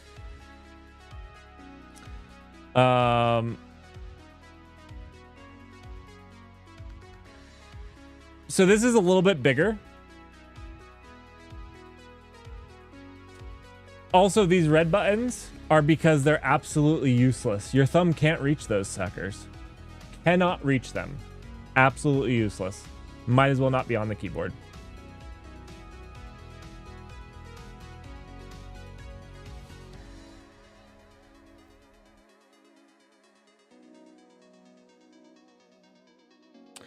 No, it's not the same height. This is like double the height at least. If not more. If not triple. If not triple.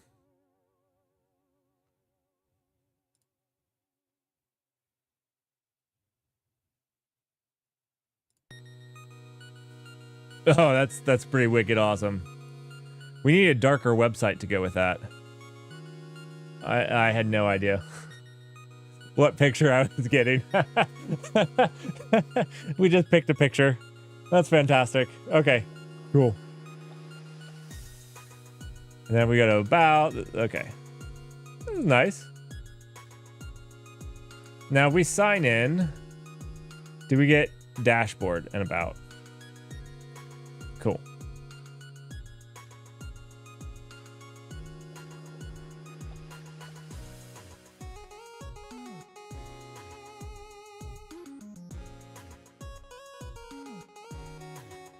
Oh, the Voyager and the MacBook are about the same height? Yeah. Probably. I don't have a MacBook here, but it's about as thick as my phone. Without the feet. Just slightly thicker than my phone.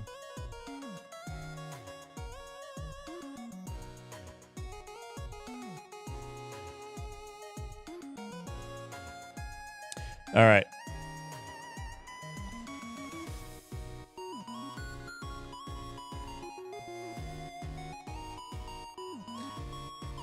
Yeah, so I'm getting used to it. This is good. Shift is screwing me up the most.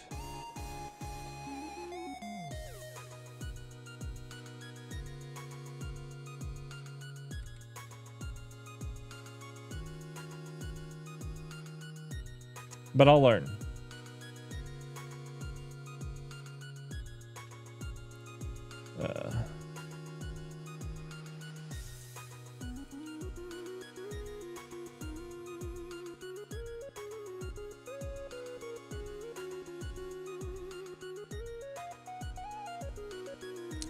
Okay.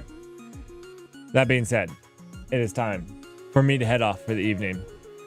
Sorry we didn't get a whole lot done other than keyboard stuff. So Saturday we have a couple things planned. I might start the day out with this to get stuff done.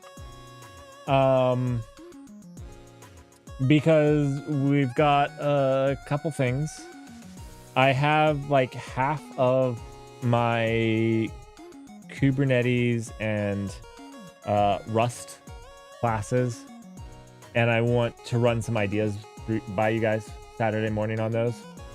Then we have configuring this to do later, and then we have maybe configuring our NeoVim config. Maybe we have the time. That's not a promise, but maybe. Yeah, I guess Saturday is tomorrow, isn't it? Dang it. That's let me find somebody to raid. Let's find somebody to raid. And then I'll see you guys tomorrow, because that sucks how that works.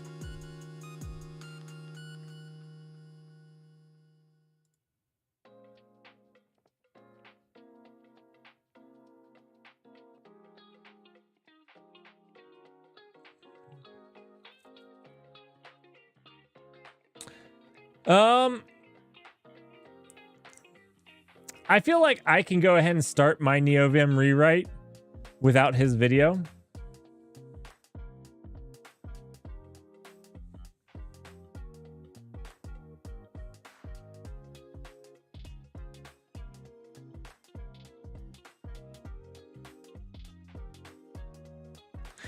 I don't know that I'll do it Saturday. I might have too much to do Saturday anyways.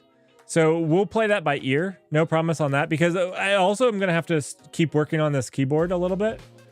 So yeah, we'll see. Does, let's try, he had raids turned off the other day. Let me try raiding this guy. He does some awesome Rust.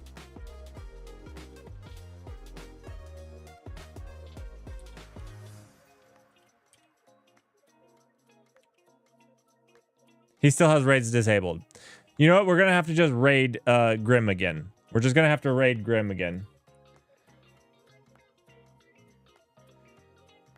Wait, is there any other Rust people here? I feel like no. Do you guys see anybody else that we should raid?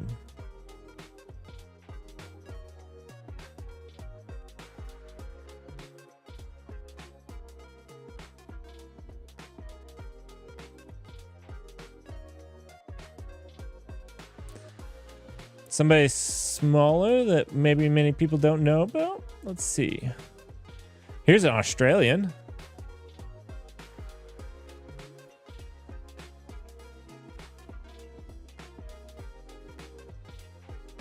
Oh, that's fine. We can do some game dev. Let's do some game dev. We got one. We'll go Adam C. Yornis? I don't know. We'll try. If I knew how to copy and paste, which I don't. Z-Snails, you want to get... We're going to do a game stream. I don't know exactly when yet, but it will hopefully be later this year. Hopefully later this year, we'll do probably a good solid 2 weeks. I have a small game.